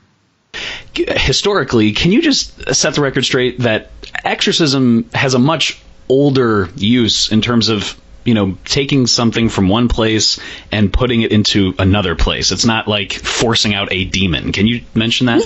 No, the whole forcing thing goes back to this dualism again, which was the first few centuries in Christianity. And some really weird shit came out of that time, of this good versus evil, heaven and hell and all of that sort of thing. It is all, in terms of human civilization, a pretty modern construct. And it's a very good control mechanism as well. I'm not saying that the world is all love and light. It's not. What you have is creation, destruction, and balance in between. And the creation and destruction is all part of the good. It's the chaos that's the bad. In terms of the idea today, that's from movies. Those movies in turn come from stories that date back to the medieval period, where, the people were illiterate, and, like today, you have a lot of drama queens, you have a lot of people manipulating for money and power, and there's a lot of fantasy and bad pseudo-history around a lot of this stuff. But basically think of it like this, is if you go pre-Christian, and also beyond, when you're looking at other, if you're looking at more tribal religions and stuff, is that everything that is created, both physically and non-physically, has a function within the patterns. And when you get a being with one function crossing a being, maybe a human, with another function in a way that's jarring, then you're going to have a problem.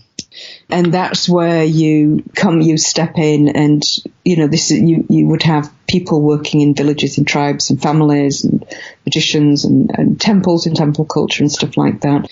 Is you separate the two, basically. If a dog wanders into your garden and starts pissing up your roses, you don't do a massive ritual to send it down into the depths and start spewing green vomit everywhere and wafting fucking crucifixes everywhere. No, you just get hold of the fucking dog and yank it out and close the gate. It's that simple. To that point, Josephine, one of the books that you wrote, of course, is The Exorcist Handbook, but can you just share about how, instead of being a general book, that's a very specific book for people entering a very specific area of work? Yeah, when I wrote that, I'd just come back to Britain. I didn't expect that book to sell more than maybe 100 copies. I wrote it for people working in magic, people working in esoteric Christianity, occultists, people who basically knew the layout of the land, who worked vision, who worked ritual, who, worked in the underworld, who know what these places are and what they do, and did it with a sense of humour as well, because, it's such a heavy subject. It was a toss-up, because it was going to a publisher where it would be put out on Amazon, therefore to the general public. I just assumed it would just hide in a corner and most people would never see it. I had to leave a lot of stuff out and just sort of hint at certain things, or just put something there but not quite how to get there or how to do it, because I would expect the people who needed that book would know what I was talking about, and it would give them the bits of information that they had lacking. That they were going from being, they were going into a period of service as being an occultist for 5 years, whatever, and that this would give them ideas as I was coming out the other end and stopping doing that work. So I didn't expect it to go out. And for some people, some poor people, oh my God, it's the first magical book they've ever read. And I'm thinking, oh, you poor fucking child. Oh my God, what have I done to you? And I get so many emails every week from people who've just read that book and nothing else. And I just look at the emails going, what do you say? What the fuck do you say? Like, oh, Lordy. That's when you send them the link to the Quareia course and have them start there. It's just, yeah, I don't even know what to say with that. That was not the intention when the book went out, was that it would be the first book that anyone would pick up to do with magic. If it is the first book you've read to do with magic, put the fucker down. Find something else. Put it on a shelf or read it for entertainment and then go back to it in a few years. And then it may or may not be of use to you. Sadly, the timing of it when it came out was maybe a year or two before Supernatural then sort of hit Britain. And then it all sort of exploded because people had Supernatural and of course because society is getting in such a mess. And everything is a demon these days. Everything is a demon. Everything is possessed. So the Exorcist, and that's the first book that comes up. So I apologize. I seriously apologize to the world. That was not meant to go out in that way, but now it's out there, it is. So it's there. And I think this is a good opportunity to talk about listener questions, because there are things that, as you mentioned, and we were talking before the podcast, that you have in the book that are obviously, it's very, very specific, but can also be extrapolated to a larger, kind of broader application. And this question here, Josephine, is from Anthony, who says, in the Exorcist Handbook, you provide a ritual called the Vision of Judgment. It is a renunciation of all earthly ties and an offering of those things unto the care of God. This is a serious commitment and critical to the path of the exorcist, not to be undertaken lightly. If a person has not yet undertaken the Vision of Judgment ritual or is unwilling to undergo the ritual, what do you recommend to that person when energies or entities that must be exorcised continue to crop up in their path? My engagement decisions have depended on the weight and the severity of the negative entity, and also have been dependent on occasionally helping others when a negative entity is clearly messing with them. So do you recommend still engaging with the entities in the situation where the ritual was not undertaken, or do you recommend retreating? It's a very good question. And the Vision of Judgment this is not like the universal, the only thing that you must do before you do that. Again, remember, when I was writing the book, it was written for a specific stream of people. Every culture has its version of this sort of a process. It's a process. It's not something that you do, switches a lightning and you're good to go. It starts a process that can unfold over years, but as it's unfolding, it's also working with you. You have to make your own decisions. I can't make recommendations for something like that because it has to be an individual decision. What you do is you look at the process of what the Vision of Judgment ritual is about. What is it doing? It's not absolving yourself of your past, which a lot of people seem to think it is. It isn't. What you're doing is saying, right, up till now, I've lived this life, I've done good and bad, I have kids, I have this, that, and the other. I've got to a point where I'm choosing to walk a particular path intensively in service. And this is non-religious, but it's about divinity. There's a difference between divinity and religion. You have to work with that whole universal structure when you're doing very powerful work. When you're doing very powerful work as an exorcist, if you get beyond the silly stuff, the gentle stuff, the parasites, this, that, and the other, you can occasionally come up against something that is very, very dangerous. If it's very dangerous, it's dangerous for you. If you have children, it's very dangerous for your children. Your children are energetically linked to you. Get over this idea that people are not interlinked. They are. And those links can get stronger or weaker. The Vision of Judgment is it's the same process idea as the death in life, which was done in magic for quite a long period of time. It's an alchemical process. It's not a psychological process. It is an actual magical chemical process. It's also the same as the judgment of the scales done in life that you see in the Egyptian funerary texts. Again, it's an ancient thing that just pops up in different ways, different formats on the surface, but underneath the actual structure is the same. You cannot just sort of plop into the idea of, right, I want to be an exorcist. I've done a bit of magic. I've done a bit of drumming. I've done a bit of this. I'm going to do the vision of judgment, and then I'm going to go be an exorcist. You will do yourself and other people harm if you do that. If you say, well, I've done a bit of drumming, I've done a bit of magic, and I want to be of service, and I want to be an exorcist and take things out of people, then go do it. But as you go do it and you make your own decisions, be aware that your children, your lover, maybe your brothers and sisters are to some extent connected to you energetically. And if you should, God forbid, come up against something that's big and intelligent and powerful, it will see those things because they're connected to you. And it knows that you, like with your children, you would give your life to protect your children. So if that being needs to manipulate you, just like somebody with a gun will point a gun at your child and say, give me all your money, I'm going to blow your kid's head off. It's exactly the same thing. Again, magic, the inner worlds, the inner beings, it's exactly the same as the physical world and the physical people. There's very little difference. You learn the same skills. You use the same common sense. You use the same maturity. What you've learned in life serves you in magic every single time. And what the vision of judgment does, what the scales do, what the alchemical death does, is it cuts those connections. It doesn't mean you will never see your family again. What it does is it speeds up a fate process and puts you into death. So it looks like you've died, basically. And then you come out the other side. And if you then reconnect with your kids and they're grown up, it shows there's a different connection.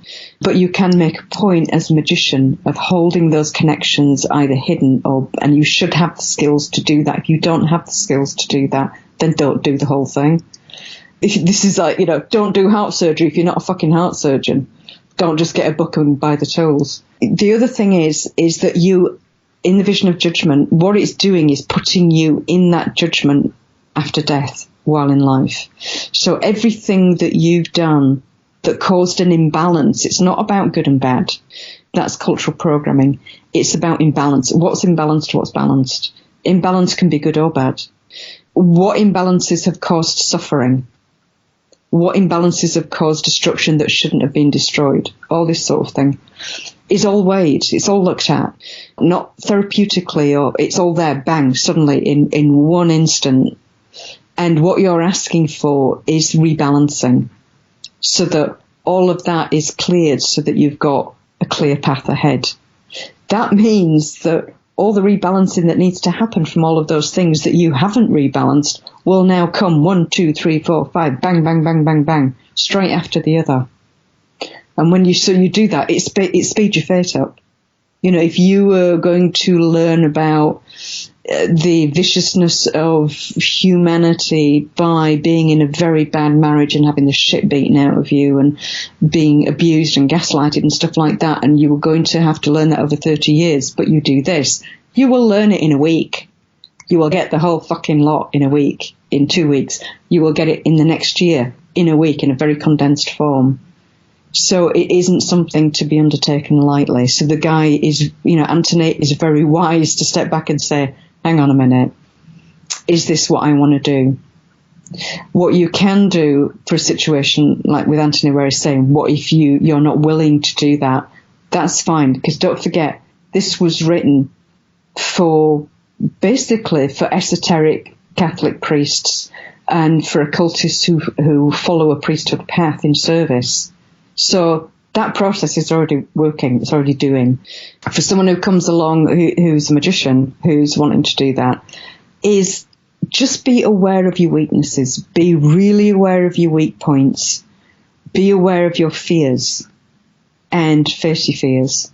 Be aware of truth and face your truth and face truth around you and speak truth and own up. Be aware of who is dependent on you, who can be used to blackmail you. What is it that you cling to? Do you cling to your job, your money, your house? This can all be taken away from you. If you claim a powerful consciousness can see that as your weakness and just decimate you. Really know what the fuck it is you're up against and know where your weaknesses lie, where your weak spots are, what can be used. And half the problem now, because of programs like Supernatural and other programs like that, is you get people in their 20s and 30s and they've seen it and they're all pumped up and they're full of testosterone and that's me and I'm going to go slay me some demons and I'm going to go do some magic and I've got my Wellington boots with sigils on it and I've got this, that and the other, and it's like, dude, you're such an idiot. And they'll either get killed, nothing will happen to them, or they'll spend the next 30 years unraveling it all. It is what it is. Human nature is just endlessly fascinating when you watch. And again, the same rules apply in exorcism as magic. It's not about the outfits, it's not about the tools, it's not about the scripts, it's not about any of that. It's about you, your focus, your intent, your balance. Have you got your shit together? Can you be silent and still? And again with exorcism, if you don't know what you're doing in magic, don't do exorcism. Unless you're really dabbling just on the periphery. That's fine. You'll learn a lot. You'll get a few bruises. You might get infested yourself. You'll learn. But in anything serious, it's like, seriously, if you cannot be silent and still, if you don't know how to vanish, which the meditations for 3-5 minutes, 10 minutes a day, monkey mind, learning all of that, eventually becomes a skill as an adept where you can just temporarily vanish from an inner point of view, go into the stillness and just disappear so it can't see you.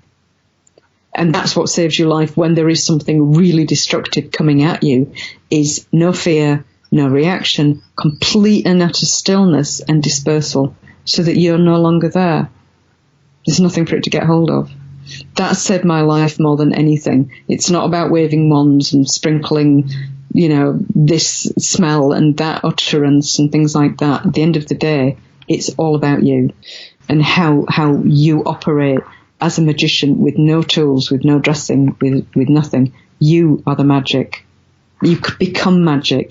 You don't eventually be a magician. You become magic. Such great wisdom. And to your point, Josephine, a couple moments ago, when you mentioned about the delineation between the divinity and the religion, this question comes from Annalise Antoinette, who's asking to that point. In your introduction of the Exorcist Handbook, you write, quote, "The most effective types of exorcists are the ones that are either able to pass equally and freely between all faiths and none, and to work without dogma. The other extreme is an exorcist," you write, "who is fully and deeply immersed in one specific religious faith." And Annalise is asking, saying, and you go on to explain that the ceremony of a strict religious exorcist only works if the host and the possessor are of the same religious stream. So her question is, do you, Josephine, find that is also true of cursing, of unbinding angels, of magical attacks, or does that stipulation only apply to exorcism? Well, firstly, you have to understand why that works. I'm from the camp where you pass equally and freely between all faiths and none, and you work without dogma. In America, you're not exposed to that much, really, in terms of foreign culture.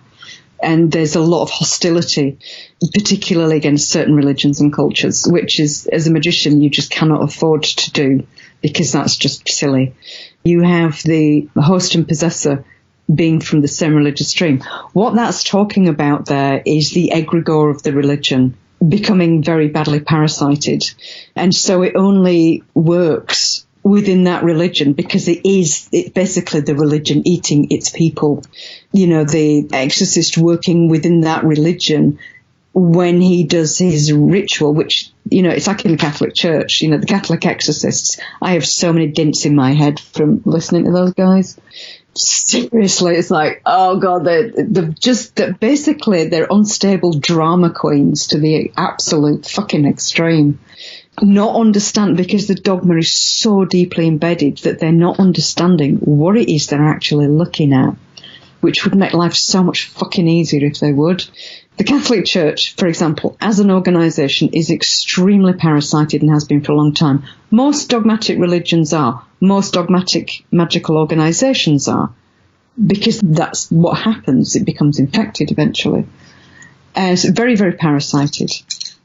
So you have a Catholic who thinks they've been possessed by the devil. They're screaming and they're uttering and all of this sort of thing. And they call the priest.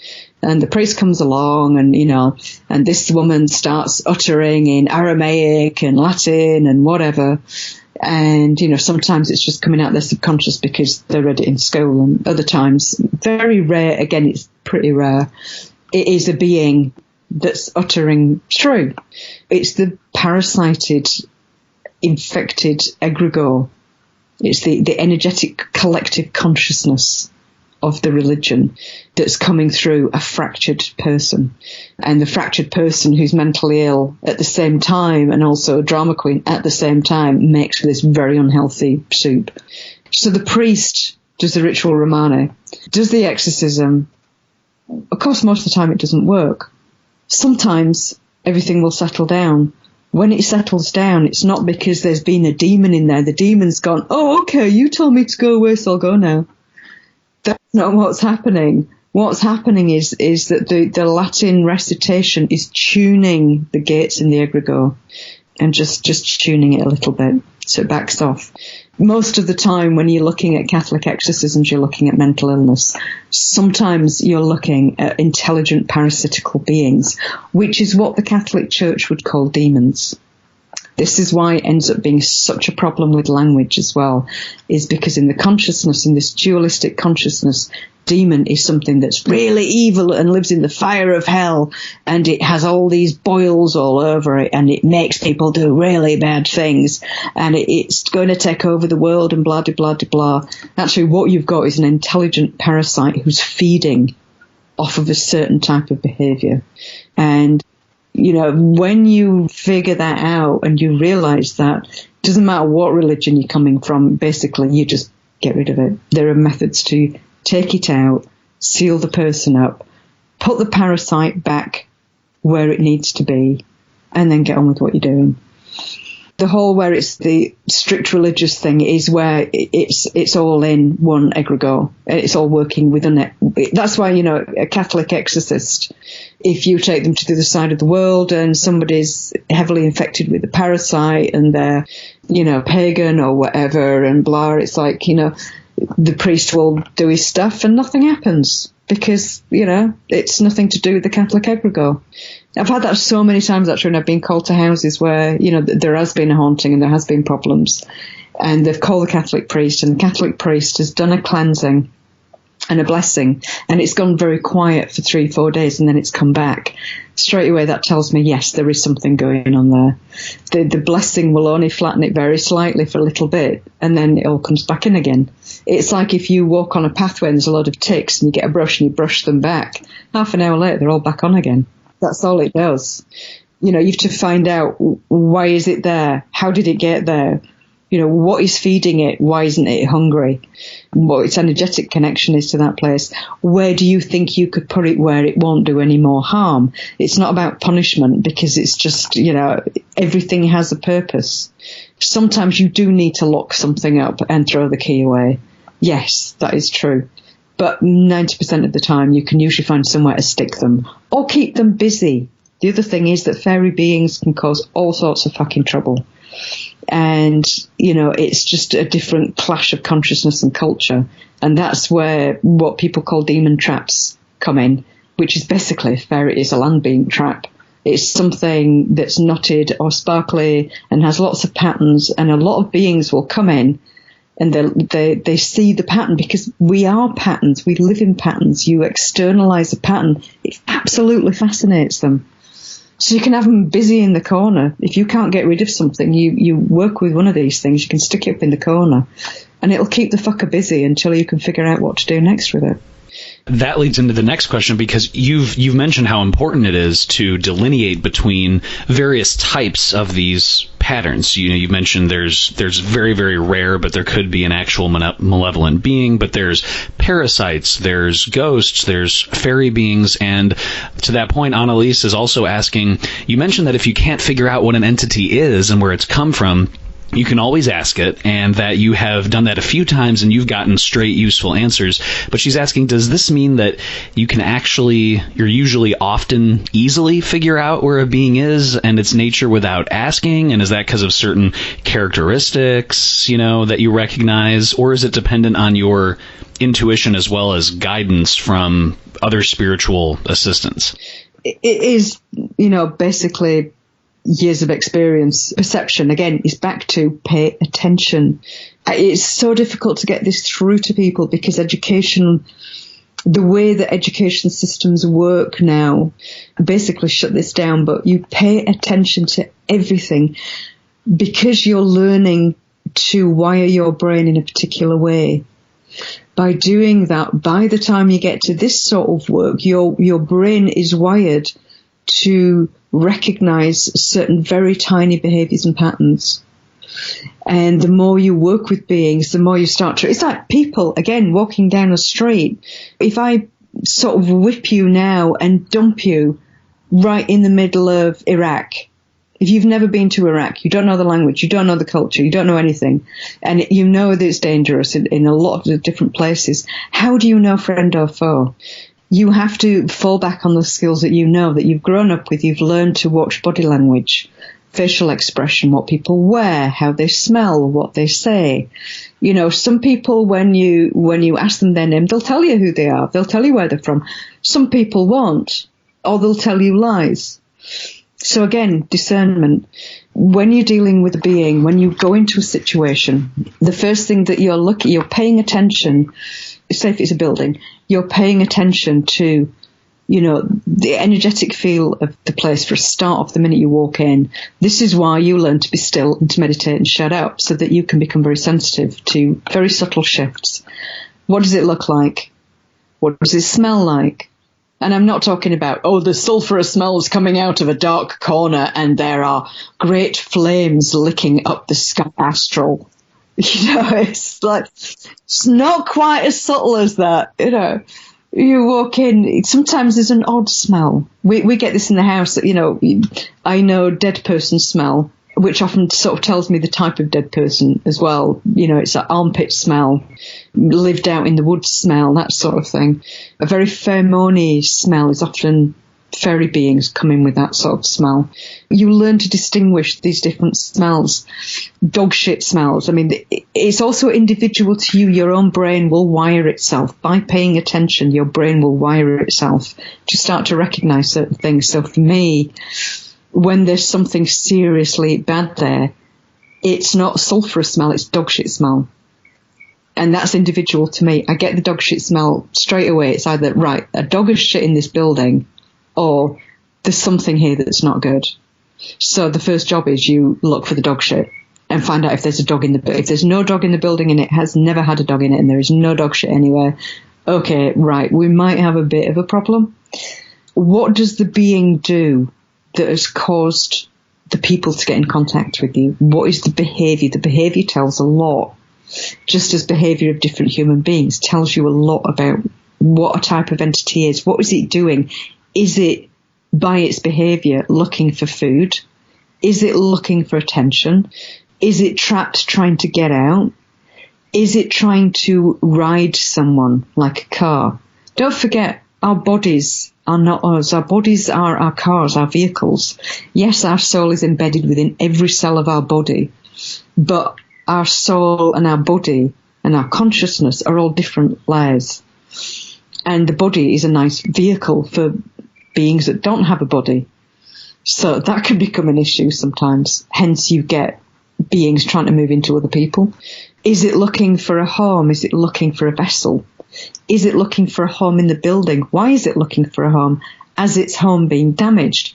has there been something going on outside? Like, has a new road been put in that's diverted a spring that's brought the water up underneath the house, and the beings that live in that spring don't know where the fuck they are? Do you see how simple it can get? And so the type of being is the type of behavior, the type of smells, the type, what is it doing? And if anyone comes to you and says, oh, well, you know, I think our house is haunted because, like, the chairs keep flying against the wall and there's this sulphurous poofing that keeps happening, and, like, there's this green stuff keeps running down the wall, and then my daughter, she was up on the ceiling, and it's like, I'm sorry, I'm busy that week. You know, there's someone who's either nuts, wanting attention, is a drama queen, or all three.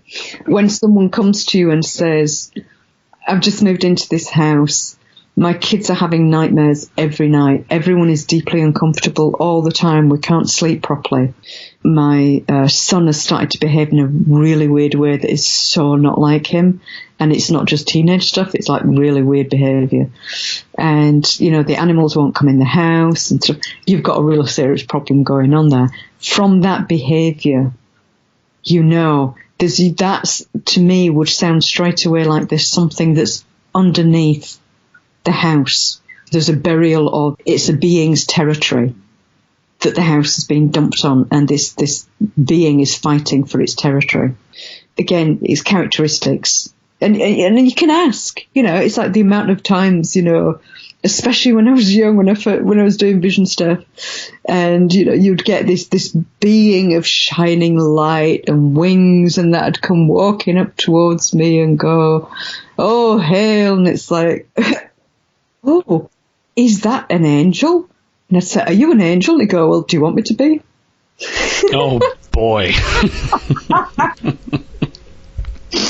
So it's like, what are you? Well, I could be anything you want me to be, actually.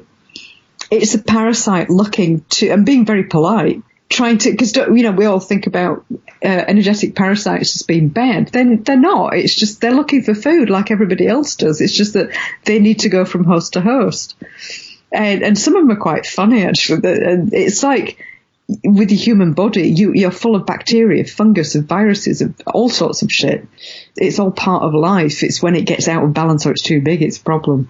But yeah, what this being was trying to do was get into an engagement with me whereby it would present as I wanted it to and help me with stuff in return for food. It wanted my energy. It wanted a particular type of my energy. Your emotions are your energy. Your emotions are food. And so it wanted me to feel all spiritual and overawed and connected with angelic and God, so it could feed off that, because all of that is emotion, which is chemical, which is food. And I was like, well, that's very kind of you, but no thanks. Like, oh, okay. And then goes off to the next person.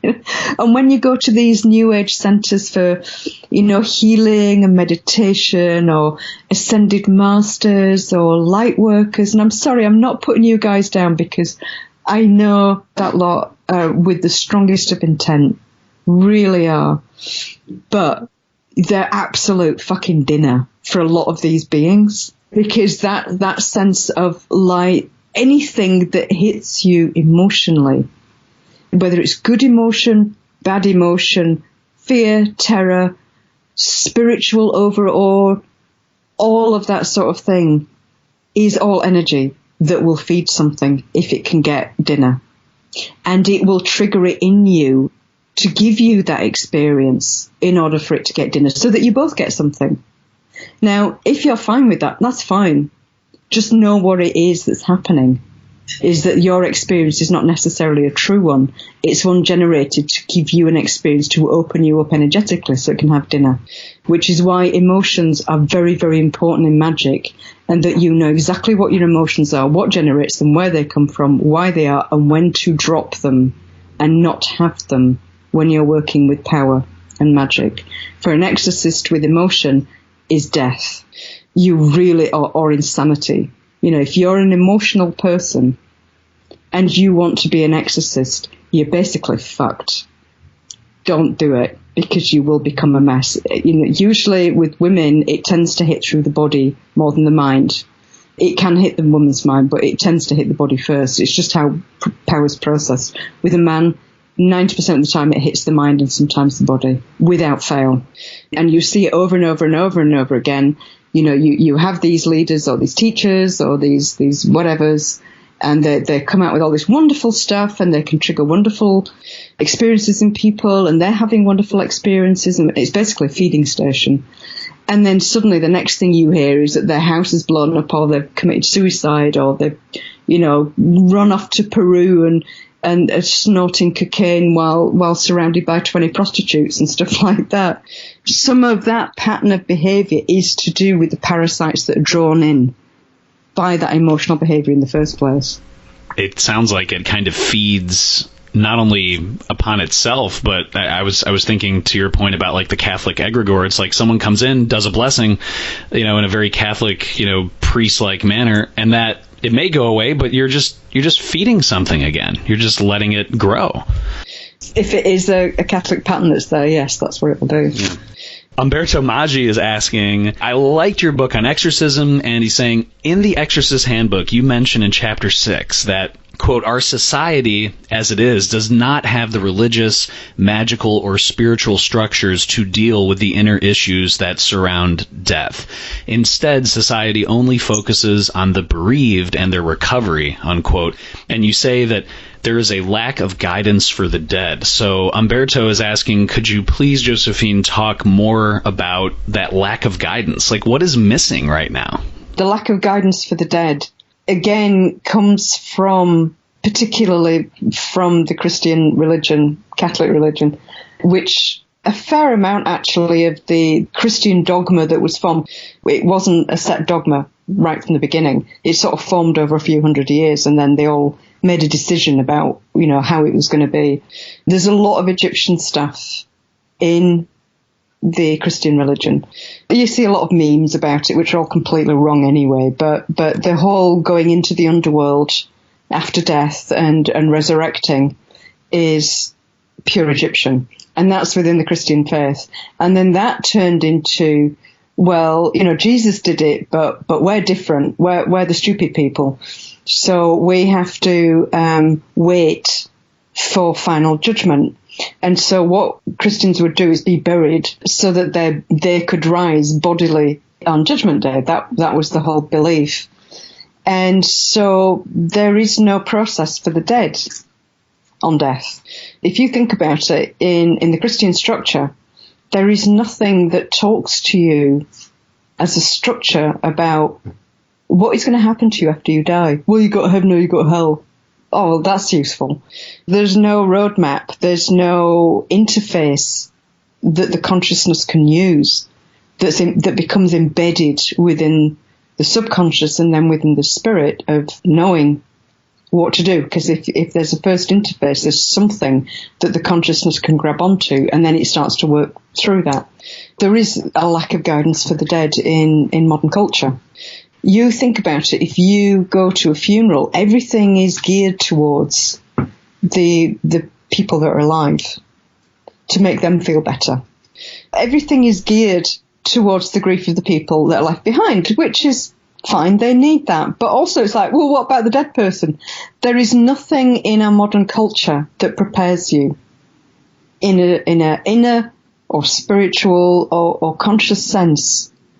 And so people either create different ideas, they're created ideas of their own sort of therapy, so it's not embedded within them. And you actually see that in religion as well, is the amount of times I've talked to Catholic priests, rabbis, you name it, where, you know, they're all deeply spiritual and everything else, and then they're getting close to death. They have cancer or there's something going badly wrong, and they're facing their mortality, and they go into complete and utter fucking meltdown because it wasn't embedded within them. It was a dogma that they believed in, but not really. Do you see what I mean? And that becomes a problem. It's the same problem in magic. When you work magically in any great depth for a while, and you're moving between worlds a lot, and you're bumping into dead, you're bumping into the patterns that the dead pass through, which cultures dress those patterns in different scenarios. And some of the scenarios are very similar and some are quite different. Those are scenarios that are like a vocabulary for the actual pattern. The pattern itself doesn't change, but the scenarios that we play with do. But at least if those scenarios are deeply embedded enough, you recognize that at a deeper level when you then pass into these different patterns, and so you can react with the process. If you're doing a lot of visionary ritual work, eventually you will start flowing back and forth into these places and recognizing, what is survival, what survives, what doesn't survive of you, what's necessary, what isn't necessary. And that changes how you live. How you live defines how you die and how you are as a non-live person. It really is pitiful in the modern world now that there is this really bad lack of guidance. You can't just verbalize it to someone because it becomes a dogma that's easily thrown away. How you live is how you are in death. It's a very difficult one to explain.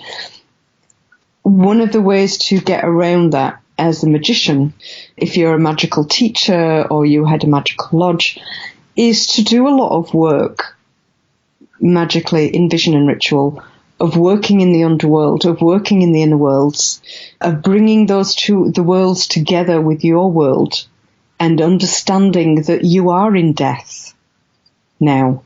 You are walking in death as you are walking in life. It's the same thing. And they're heavily interwoven. And that you come to a point where you learn to separate. And for some people after death, that takes a long time because A, they don't realize they're dead, especially if it's a sudden accident. And that's when you get people turning up in your front row.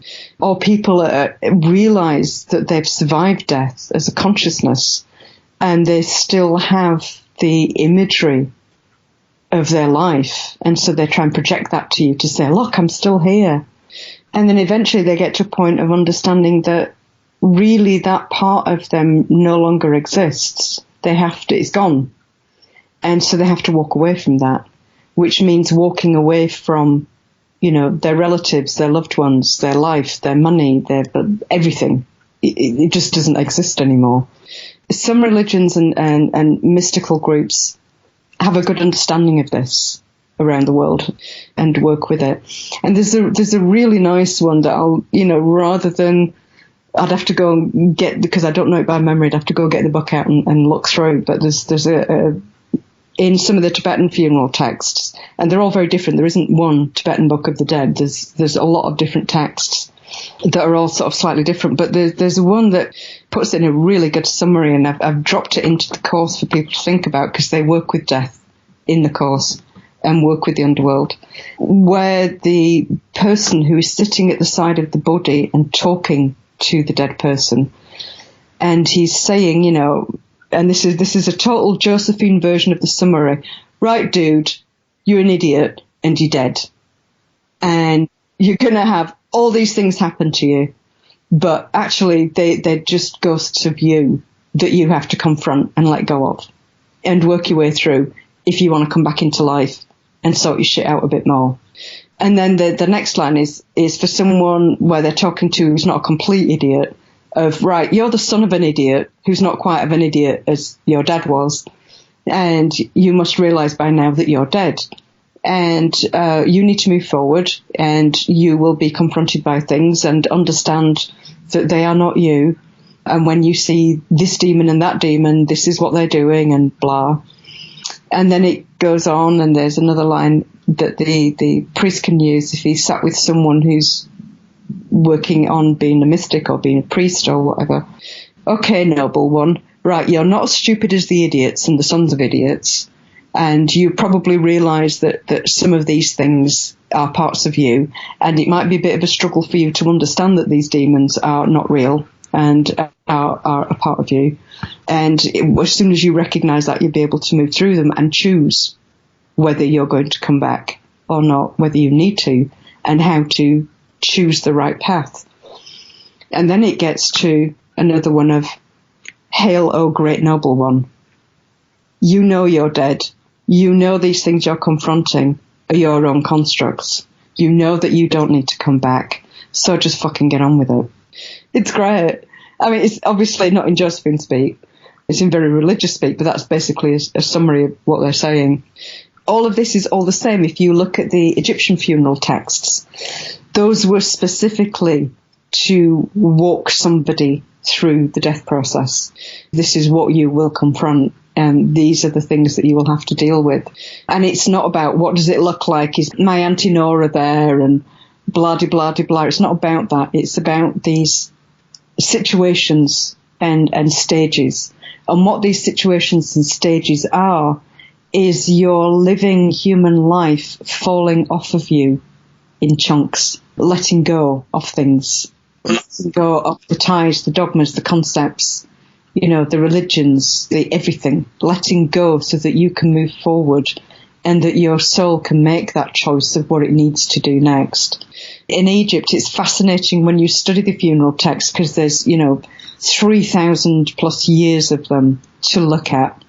And you can see how concepts develop, degenerate, collapse. New concepts come up that are more refined versions and go into more depth and then collapse, and, other things come up. So they've tried it from many different angles to approach it. And at the peak of them, you realize when you're reading the text, because a lot of, especially Middle Egyptian, which was used from the Middle Kingdom into the New Kingdom for religious texts, is doublespeak. It has layers of meaning. And when you start to read very, very carefully, you start to see that they're talking about the process of the dead and the process of the living, and that the two are intertwined, and that how you walk through life is how you walk through death, and that if you get these skills in life, you're not going to have to confront them in death. So if you seriously want to support people or for yourself, it should always come back to you. Your guidance for death is your life. And I'm not talking about morals and ethics. I'm talking about your own truth, how you view your own truth, your own self, without hiding and fooling yourself, without building all of these structures for yourself to step into that don't really exist. And recognizing that. From a practical point of view, as a magician going to help somebody who has just died, you have all the religious structure or the ceremonial structure for the bereaved. For the actual dead person is very close to the Tibetan idea, is you sit with the body and you talk to them. And you talk to them and you talk to them. And then when it's coming up for the funeral, is opening the gates so that whatever necessary for that person during that process can come through. And it's one of the things that can actually happen. I saw it in a couple of Catholic funerals where it was using the High Latin Mass. And it's like gates open and the person just goes, and then the gates close. It's like, whoa, where did they just go? What the fuck? It's an automated process, and it's sort of almost like catapulting them. What happens on the other side of that Catholic gate? I have no idea, because I was just so busy sat there going, whoa, rather than sitting there and going in vision and going through the gate and following them to see what happened. Because it's what it would be is not that something else happens to them that doesn't happen to other dead people. It's what dogmatic structure, what construct are they using that allowed that to happen, and what happens next in that construct? What pattern is it putting them into while they're going through a process? There's a lot of belief, even in religious circles now, that there's nothing after death. And it's like, if that's your consciousness, fine, knock yourself out. Through my years, I've experienced enough directly, and that's objective as well as subjective, to know that there is so much more, and that how we live defines how we then how we go through that process and what comes next. And you do see this in ancient, around the world, actually, in ancient texts. And it's often misunderstood and then rewritten and dogmatized so that it does become an ethical and moral dogma. It's not about that. It's about your balance, your truth, your truthfulness within yourself, and to everything around you defines how you fit in the pattern. And the pattern is there, whether you're alive or dead, and all at the same time. It's all happening at the same time. So you affect your own death and your own post-death by how you are now in your life and what you do. As a magician, I've worked with a lot of people dying and being dead, and there are visionary stuff for the living that you can use to access those patterns. And in Western culture, they come up through the Greek, the Egyptian, the Persian, the Christian. They're all fairly similar, and any of those will connect and work with a pattern. And you take them in and out of vision so they can have that experience. And if you can do it for long enough, so if someone has cancer, it's not known if they're going to make it or not, but they might have a year or two of struggle. They might have a year or two of life, and then we know they're probably going to die, and they want to work on that. Then you would work first in vision, taking them in and out. It's also like stretching them, like chewing gum. It brings the two patterns together within them a lot more. And they find their own way. Once they've worked enough, you get people in that state a couple of times, and then you back off. When people don't back off, that's a control issue on behalf of the magician. You have to know when to back and let them get on with it and do it and have their own experiences and morph it in their own way once you've got them going. And if they work with that and work with that, they do get to a state where they're quite happy with their own death, and they're quite at peace with it, and they've learned to let go of things in life. And so they're ready, and they've had enough direct experience to know there is something more. So that gets rid of that fear, and they take care of the practicalities of cutting those connections and strings with people and making sure that their dependents are fine and looked after, so they don't have to worry about that. That's a good death. That's a very good death. And being able to work with that, with people, without emotion. If you bring emotion to the table, you bring parasites to the table, you bring your own bullshit to the table, and it becomes all about you and not about them. So, again, it's back to know yourself. Does that also extend to people who are needing to let go, but not only do they have personal relationships and family, but they might also have been a central member of a magical lodge? Umberto Maggi is asking, in Chapter 6, you mentioned that it's a common problem in esoteric lodges, that when a leader dies, he refuses to let go and continues to try and run the lodge from the inner worlds. Umberto is asking, perhaps Josephine has some personal anecdotes related to this. It does happen. I've got to be careful in the personal anecdotes, but into, not giving too much detail about other people's magical lodges for a start off. But yeah, you do get people that refuse to move on. One of the good ways of dealing with that is cremating the body. It's much harder for them to cling on if their body's all burned up, because their body is the pattern that they cling to. And until recently, most people were buried. When a magician dies, if they're still in that control mechanism, if they've run their lodge from a place of total control, which is really not a good place to run it from, or from concern that they don't think it's going to survive and do, again, that's their own shit of, when you're dead, it's gone. You have to let go and let the next generation pick it up, and if they fuck it up, they're going to fuck it up. That's their problem. It's not your problem anymore. And again, that's working it in life. Like with Quareia, when I die, it's like, it's not my problem anymore. It's somebody else's problem. And if it all breaks up or goes in a completely different direction, that's not my problem. That's for the next generation. You've got to do that in life. But it does become a problem. Matriarchs, patriarchs in families, magical leaders will turn up and not go away. That can be a difficult one, because if they hang around for long enough, they can actually get parasited. If it's really long enough, they become like a hive being, where they're sort of melded with other beings, which is a whole different bag altogether. But yeah, I mean, they had the SIL had that problem with Dion Fortune, and there was actually 2 instances where they had to do a banishment to get rid of her because she just wouldn't fucking let go. You can understand it from one point of view. If you've created this baby and you're trying to grow this baby, and then you die, and you've left it behind to a group of idiots, and you're just like, oh, for fuck's sake, you need to do this, and then, oh, you're taking it in the wrong direction, and blah, blah, blah, blah, blah. You can understand why people do that, because it's precious to them.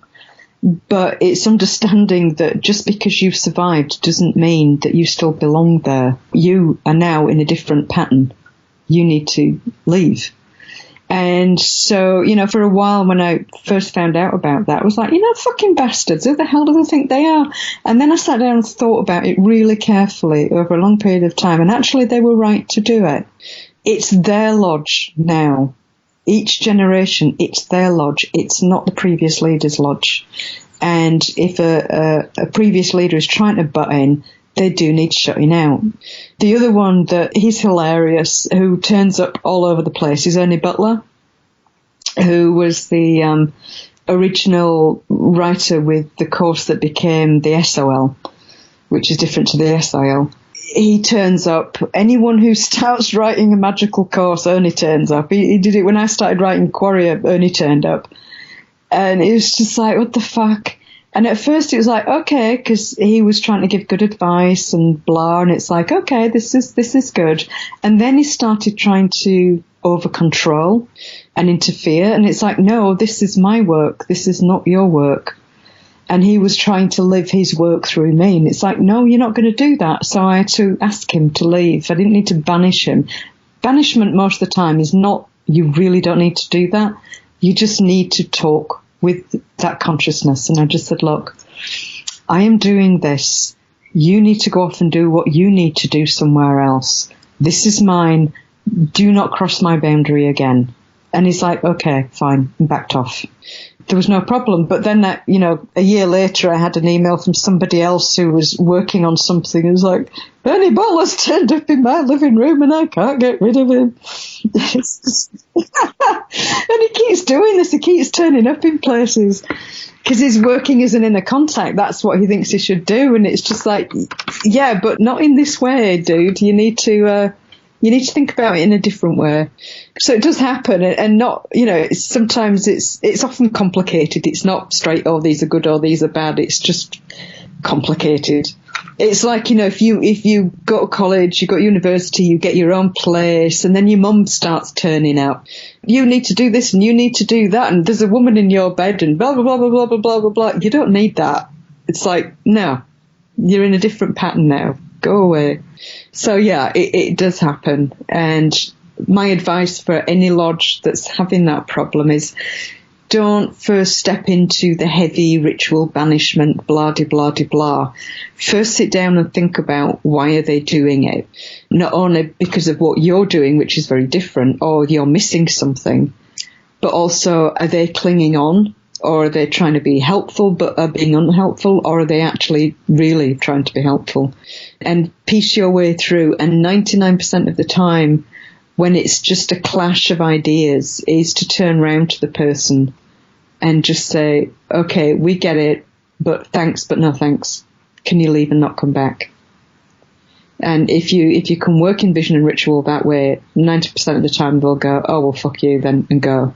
Sometimes it is to try and get a message through to you of a danger that they can see ahead, because don't forget, without a body, there's no time. In the pattern, it's all happening at once, and they can see things that you can't see, and they might be trying to warn you of something that they feel is important, and it might be important for you, it might not be important for you. It's a very complicated situation, but yeah, take it in stages. And if the fuckers still won't go and they're still causing trouble and there isn't a problem, because this is another thing, if you're running a lodge, you should have enough knowledge and skill to be able to divine properly forward to see, is there an issue ahead that they're trying to warn me of? If there is, through divination, you should be able to find out what that is and working in vision and then get it sorted. If you can't do that, you shouldn't be heading a lodge because you don't have the skill sets. And if there's no problem ahead, that's when you turn around and you say, right, I've told you to go, and you will not go. You keep coming back. Come back again. We're locking you out permanently. And that's when you'd lock the doors to them and not let them in anymore. You see, it's not an easy question to answer because it could be so complicated. But yeah, it does happen. And it is fucking annoying. When I die, if I do turn up anywhere, just tell me to fuck off. Oh, and by the way, if Jake Stratton Kent is listening to this, Jake, every time I say fuck, you have to drink a shot, okay? Because he always has this competition of, like, how many fucks can I get into half an hour? So, so he should be drunk by now. With this going back and forth, when over the last 10 years, I've had to have, a couple of major surgeries. So I've been under anaesthetic for hours and hours. In one of them, I come out of the anaesthetic, eventually got out of hospital. I was recuperating at home.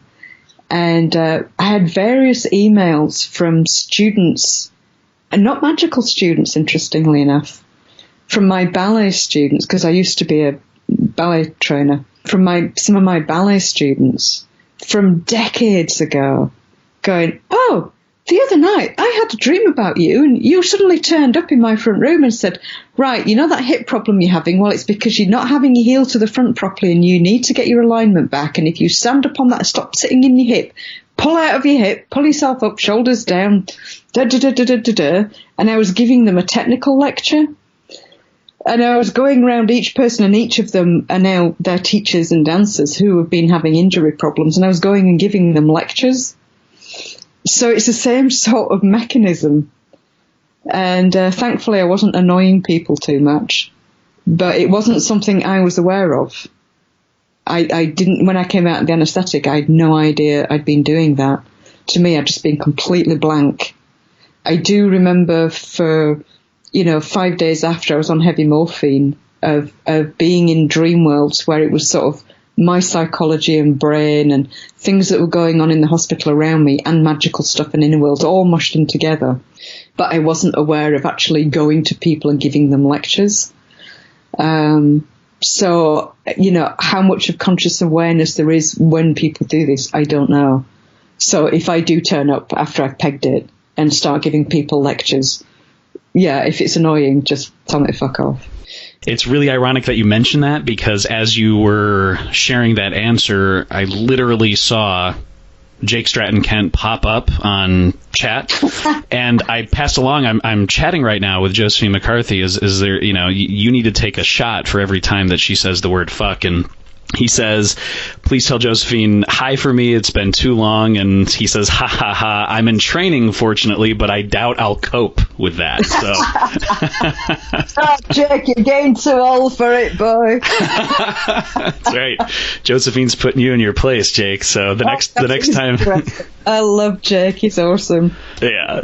Josephine, too, to your point, so this is another question from Annalise, but you were just mentioning about doorways and how, closing a doorway, obviously in very, very, very rare circumstances would you actually slam the door shut and it's an actual, banishing. But when you talk about doorways, Annalise says on page 122, Josephine, you talk about keeping a diary of our experiences, but you warn that we must be careful about what we write in our summary regarding the actual being and to not write descriptions that may create a doorway for them.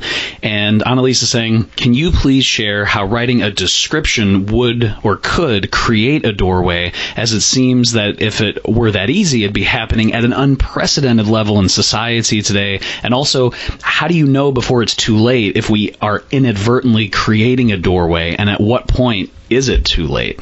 It's an interesting question.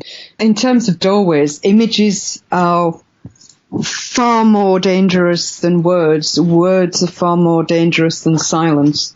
And this is very specific for magic and exorcism, but in magical terms, when you write down or you paint, you create, it's a vessel, it's a creation. And this gets to the core of, this is Know Your Bible. everyone in paganism throws the Bible out the window, and it's actually beyond the dogma and the strutting and everything else. There's also a lot of very interesting stuff embedded in there that when you've worked magic for a few decades, you start to say, oh God, yeah, I know what he's talking about. When you create, as a human, we mirror the creator. And I'm not talking about God as a dude on a throne with a white dress. I'm talking about the conscious patterns of creation. When you write something or you paint something, it becomes a vessel. And we're constantly creating and destroying all the time. Now, when you've come across a powerful being that's very specific and you write down a very tight description of it, you're basically, it's not the right word to say trapping it in those words. It's not. You're taking its phone number or a resonance of it.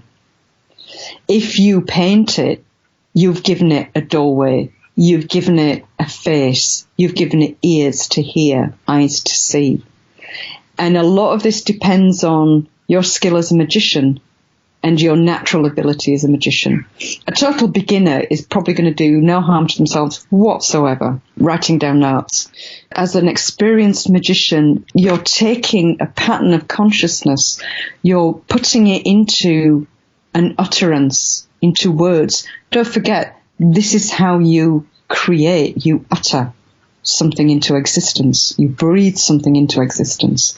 And then you're giving it a face by drawing a picture of it. And then you wonder why it's suddenly all around you and in your living room, because it's created a physical vessel for it to attempt to inhabit. With words, it's not so much an inhabitation of it, but a resonance of it. There are books like that, I will bring in the house will totally kick off. All the guardians will kick off because there's a resonance in the words in that book that are bringing something through in a fragment, in a very small way. So I have to take the book out and burn it. There are paintings or images that, find something in a junk shop and go, oh, this is really cool, and bring it in, and everything kicks off because it's a window for something. Something is coming through. That's how deity statues work. That's how, and a statue is more powerful than a painting. A painting is more powerful than the word. This is all worked with, like in the Quareia training, they learn through all of the training, how this works, why it works, what you do, how you use it. And you can turn it to your advantage. But in terms of exorcism, if you've been working with something very dangerous and very powerful, you have to learn how to take your notes enough that you remember what you learned, what you observed, what you noticed, and what was the conclusion. Without too much of a description, you need enough information and no more. And you don't fucking draw a picture of it. Just keep the actual minimum information. Don't give it a face that it can step through. And I was trying to explain this whole thing of, an image can be a doorway to someone, and they were just not getting it and not believing it. And they were a magician, they're a ceremonial magician. And I said, look, I'm going to have a look around your house and see if I can find a doorway. And this person lives in a different country, and he was totally flummoxed as to what I meant. I said, I'm going to find you in vision. Because you're talking to me, I have a link to you. I can get to you. I can look around your house, and I can see if I can find a doorway and look at you. So, he's like, all right, challenge accepted. So I went in vision to his house and looked around and found quite a lot of doorways that I could use, which were images of women's faces with eyes, ears, and nose, mouth. And so I got into one, and it's not like looking with your eyes into a room and seeing, the chairs, this, the that, the other. I saw a person in that room. I saw a human pattern. Within that human pattern, I saw fire in a part of the body that was really not good to be there. So I came back out of vision and cleaned myself up, and then messaged him again. I said, right, you've got a picture in your front room of a woman's face, and I've just come through it and looked. And he was a bit taken aback because over his fireplace he did actually have this big painting of this woman, which weirdly enough actually looks a bit like me. He was on the back step a little bit with this one, like, okay. And I said, yeah, but I said, I couldn't see most things that are in your house. It don't work that way. I said, what I did see is you or some other person stood in that room, and they've got something going on with their colon, with their intestines, that is going to be quite dangerous. It's showing to me as a fire, but it's a fire that's condensing, which can set up a pattern eventually for cancer. It's like I was seeing quite an intense inflammation. What I was seeing was his friend who was stood in doing something in the front room. The guy was in his office on the computer emailing me back and forth. And what I saw was his friend had like a Crohn's disease type of thing, but had a lot of bowel inflammation and was not taking his medicine and not eating how he should do, and was basically trying to block himself up using codeine and things like that. And what it was doing was setting him up for colon cancer, which Crohn's normally doesn't cause. But the way he was approaching everything, it was like this whole bad situation was coming together. And so then I could email with this guy and say, look, I saw this. This is what you can do from a magical point of view. This is what you can do from a dietary point of view. And go back to your fucking doctor and stop taking codeine. Get something that actually helps what you're doing instead of just papering over the cracks. A normal person, the stuff in your house, it's like it's whatever, it's just dead. When you're a magician, you're working with your consciousness, with your focus, with your intent. Things around you start to wake up. And so you do have to be slightly careful what you put in your house. It doesn't mean you can't have pictures of people or beings. It's just be aware that something can use that and bring that quality right into your physical space. From an exorcist point of view, you would be incredibly careful what you do with your note-taking and what you have in your house. As a magician, you would be slightly careful about your note-taking. Learn to get your own little vocabulary and learn to edit. It's like you don't need to tell everyone everything. It's the same thing. Learn to edit down, keep the necessaries. And, you know, really, if you come up against something really not pleasant, don't draw a picture of it and then stick it on your wall, which I've seen people do. And eventually you learn, and again, this is in the Quareia course, you learn how to turn that on its head so that you learn to work with pictures, with statues, with objects, to make them doorways and have beings work with that doorway as guardians so that they protect your space, and in return they get a window into the physical world, which is what they want. That's all they need. And you have to know which beings and how and things like that. But it is a mechanism that we're really not aware of in the modern world, which when you go back into older cultures, they were a bit more aware of. And you do still see it in the Far East in certain places as well. They will be quite careful about what they write, what they utter, what they paint, what they put on their walls, what they have in their house. To that point, Josephine, we do have a question in terms of navigating not only individual cases, but this whole kind of architecture of hierarchies and different spiritual entities. This is a question, Josephine, from Firas KB, and Firas is asking, in your book, the Quareia Apprentice Study Guide, you quote a verse from the Quran saying that, quote, God does not burden any human being with more than he is well able to bear. Allah the Most High speaks the truth, unquote. And Firas is asking, I'm wondering if you yourself believe that Allah is the Most High in the hierarchy, and if yes, how so? If not, with all these years of experience, what have you deduced about the hierarchical structure of the spirit world? Oh, this is quite a difficult question because it's like trying to answer an Arabic question that's been asked in Spanish to someone who doesn't speak Arabic or Spanish. There's a lot of misunderstanding going on here. I use that quote because it's talking about a dynamic within magic and it's within a context. And there is wisdom in religious writings all around the world, if you're willing to get over the dogma and the personal feelings that you have about religions. In terms of God, when people talk about God in the Abrahamic religions, for the most part, they have a humanized concept of an all-powerful male being sat on a throne deciding who does what, why, and when. That's the religion for the 5-year-olds.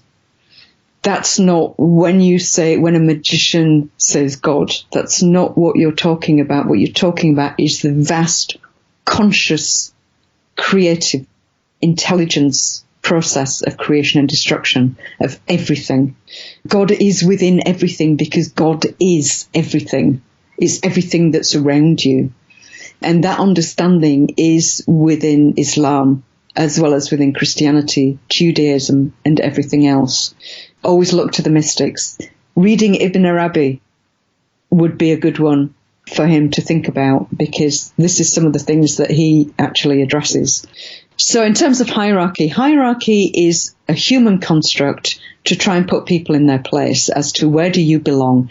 It is more of a male than a female thing, but it is very much within the education system for a very long time. It came into our sort of consciousness in probably about 300 BC, around that time, 200 BC, in Judaism, and then is Christianity and subsequently Islam.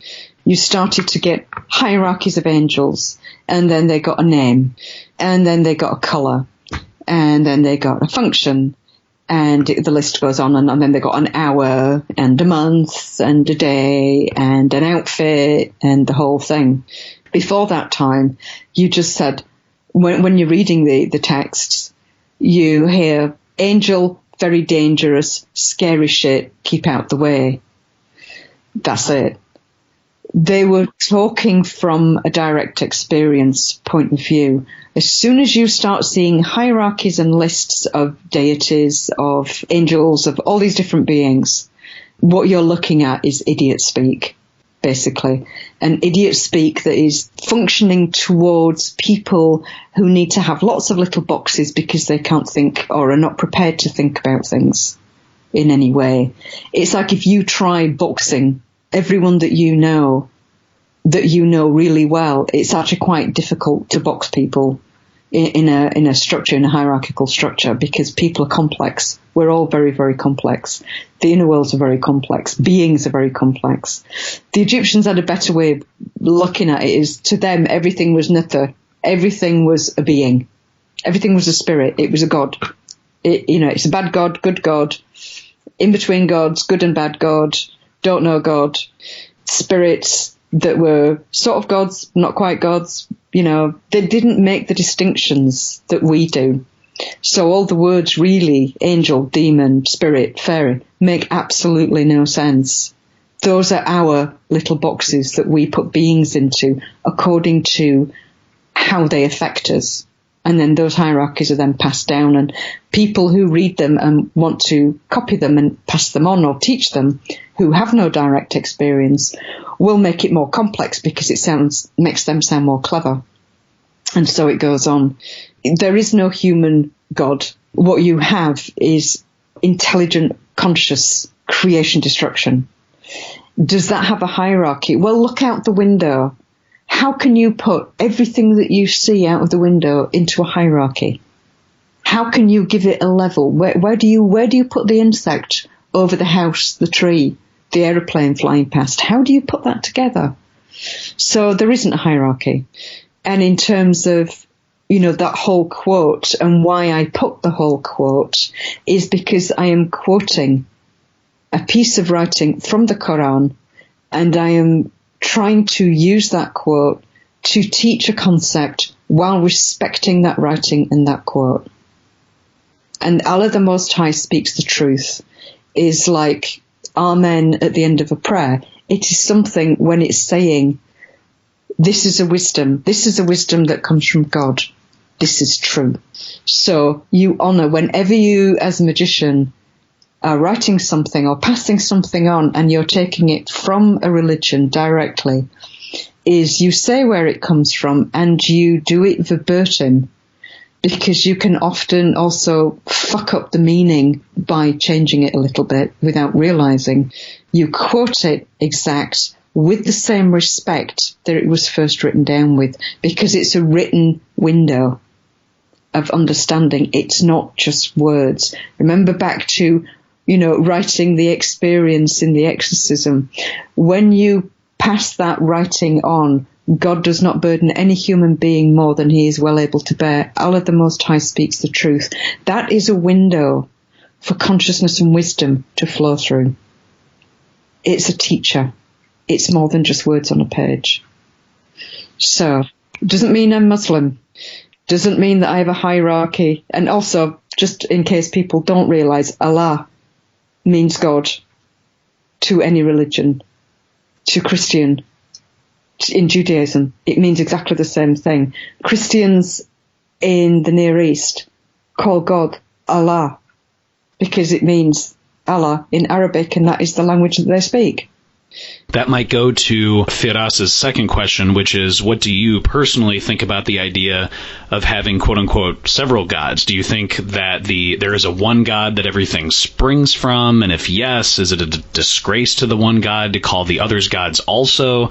Such as, would it be to refer to the citizens of a kingdom as individual kings? I mean, what is your whole take on that, Josephine? Because as you mentioned, a lot of this is about, it's not just words on a page, it's how you perceive and work with that beyond any words. Yeah. Well, again, it's back to the hierarchy and the dogma. In a religion, there's a set dogma, it's a set way of thinking, you don't know any different, so your whole consciousness is geared around that.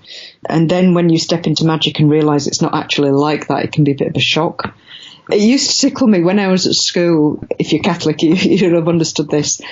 Before confirmation, you have to go through all these classes, and the bishop comes and before the confirmation and listens in to all your answers and questions and blah, blah, blah, blah, blah that you've been doing for months and months with the nuns on wheels. Yeah.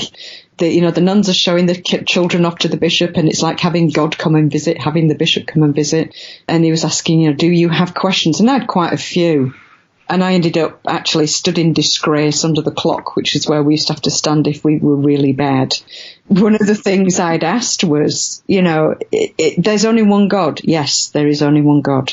So why does God say in the first commandment, thou shalt have no other gods before me? Well, if there's no other gods, why does he even mention it? There was this stunned silence.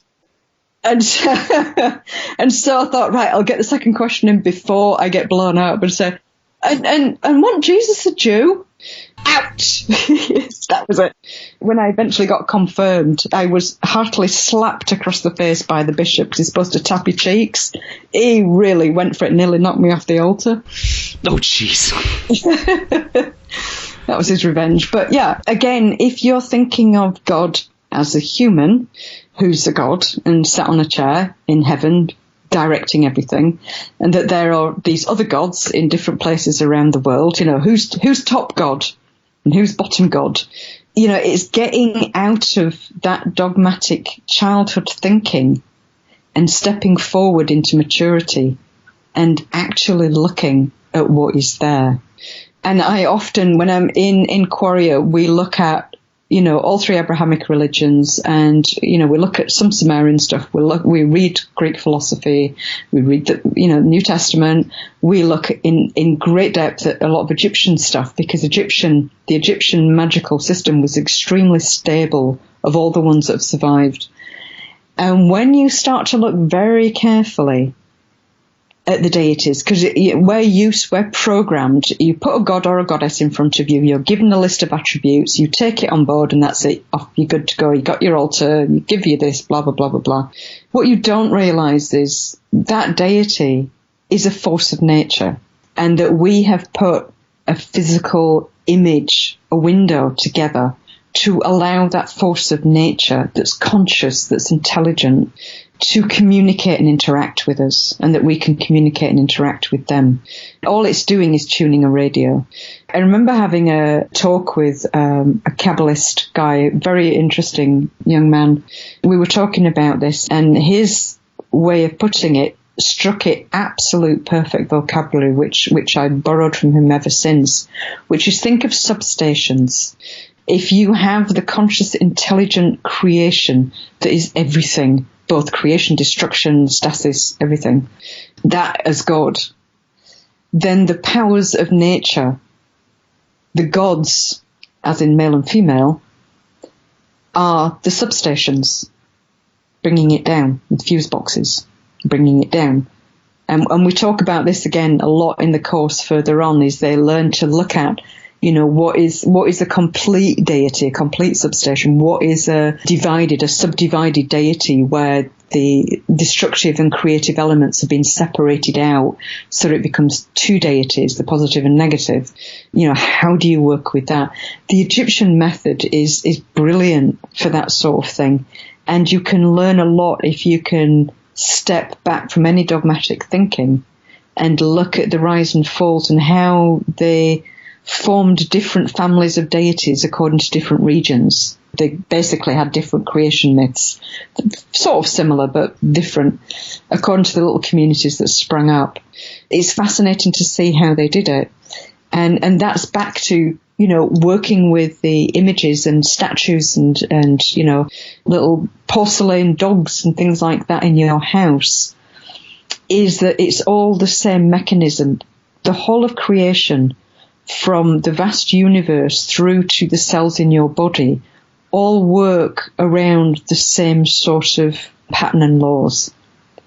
And same in magic, same in religion, same in physical existence.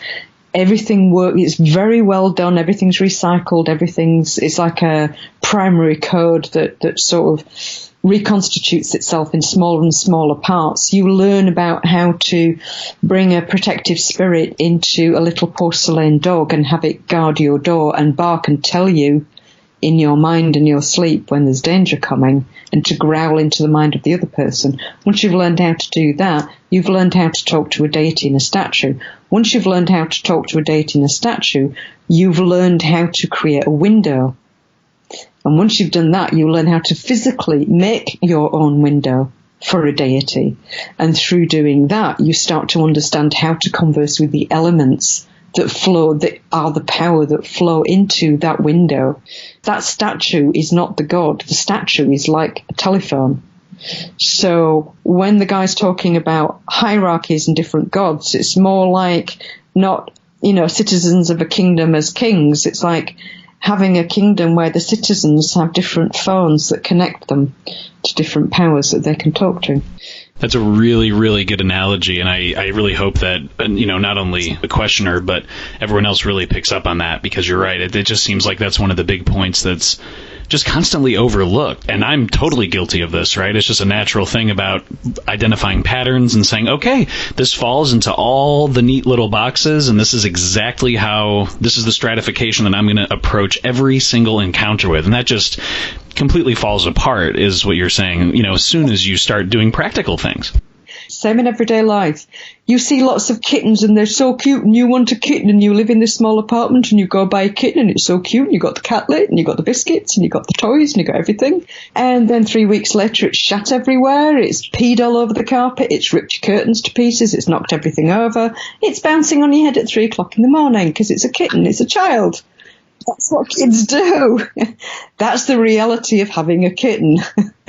If you're fine with that, that's fine. If you pay attention and learn how to maneuver and negotiate around that, that's fine. But yeah, practicalities. It's always real. The real thing is always really messy. And there's always deities that piss on the carpet, so you've got to be ready for it. Talking about the effects of things, we do have a question from Johannes Farr, who is asking, what most endeared me to you, Josephine, was that you write about the physical and mental effects of doing magic. I can't think of any other author that really explores it in depth. Are the insights you bring yours alone? Have you found these physical and mental effects to be universal, or do the physical reactions vary from person to person? And earlier you were mentioning, for example, with female practitioners, almost always 90% of the time tends to be physical. With with male practitioners, if there's some kind of encounter, it'll usually hit them mentally. But can you elaborate on that a little bit? Is this a pretty universal thing in terms of the effects? I don't know. I've not been around the whole universe. I've not spoken to every magician in the universe, so I don't know. The insights come from my experiences and from having to deal with lots of other magicians over decades have been impacted as well. Again, it all goes down to, it's not like you're going to do a little ritual and your head's going to fall off. But when you get deeper and deeper into magic, if you think you're going to be able to do heavy, powerful magic without having impact, then you're an idiot, basically. Think about when you do magic, it takes a lot of energy. Magic comes through your body. It comes through you before it goes out. It affects the physical body. It affects the mental part of you. It affects every single layer of you, which is why you be careful and sensible about what you do in the most balanced way you can. You'll still fuck up. You'll still make mistakes. And then there comes a time as an adept where you make specific choices knowing that something is going to affect you in a certain way. But yes, powerful magic will affect you. It's not a dead rule with the male-female thing. It's just from what I've seen, impacted magicians that are impacted mentally, the majority of them that have come to me with that are men. There's been some women, but a lot more men. With the physical impacts of people that have come to me for help, it's been the women more than the men. But the men, it doesn't mean that they can't be physically affected, and they do get physically affected. It's just that for some reason, and I don't understand why, from what my experience and people coming to me, that's what I've seen. It might be different the rest of the world, but with everyone that's come to me, that's what I've come across. And it varies. Sometimes it's, when it first happens to someone, it can be a shock and very frightening. But then when you sit and explain what's happening, why it's happened, how it's happened, what it's doing, what you can draw from it, and how you can put yourself back in as good a position as you can, you're always going to have some sort of scar from it. You learn a lot by putting yourself back together, and my job is not to put someone else back together or fix them, which is what I thought was my job, 20 odd years ago, and I've learned through experience that's not actually what I should have been doing. What I should have been doing is first saying it's okay, you're not going to drop dead. Second, yes, I understand what's happened and why it's happened, but you need to understand how and why. And then these are the things that you need to start doing to start bringing yourself back up to an energetic and physical health level. And then from there, learn from this experience. Don't make the same mistake again. Make a different mistake so that you're constantly learning. And eventually, if you're stupid like me, you make a lot of different mistakes and have a lot of different scars from it. You eventually learn what not to do and why not to do it. But then when you turn around to a young person and say, well, that's really not a good idea to do that, they think that you're being like, well, I can do what I want. I'm grown up now. And you don't know what you're talking about. It's like, hey, knock yourself out. Just don't email me in a year. People still won't listen, so they have the lesson to learn, and they will learn a harsh lesson. Some survive it, come out the other end of it, and some don't. That's the sad part, is that, if somebody decides to go whole hog on something magically, despite all the warnings, then, it's like playing Russian roulette with real bullets and a real gun to your head. You don't know which of those actions are going to take you out, and it can. And, this is not drama. This is not fantasy. I've been there. I've seen it more times than I want to see it. I've had to deal with bereaved families more times than I want to because of someone literally blowing themselves up with magic. Going mad and never being able to recover from it is a big one that happens a lot. Totally losing it and never finding their way back. So that's it. They're fried for the rest of their lives. They're going to be on antipsychotics and God knows what else for the rest of their lives. Physical injuries, this is, with me, I've had various physical injuries. I've had to have surgeries because of the physical injuries that have come from magic. Some of them are from being stupid and ignorant, and some are from knowing that that was going to happen, but knowing that that work really needed to be done anyway. And again, this is written into the course right from the beginning, the safety mechanisms first to protect the toddler as they start working through.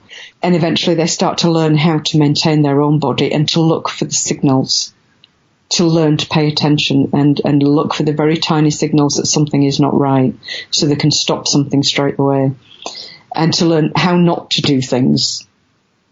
And also to learn if you have to do something and it is going to physically injure you, then this is how you can stay alive beyond that and keep on your feet and keep going. Reactions, they do vary from person to person. You know, beyond the sort of polarized thing of the mind and the body. It all depends on the magic. It depends on what the injury comes from. Does it come from you doing magic? If so, what type of magic? Is it from a magical attack that you're injured? You know, that sort of thing. There are different physical reactions that can happen according to what the work has been. So, for instance, if somebody's being, and this has happened a couple of times, where somebody's being magically attacked, I can tell from the physical reactions that they're having from the attack what magic was used and how it was done.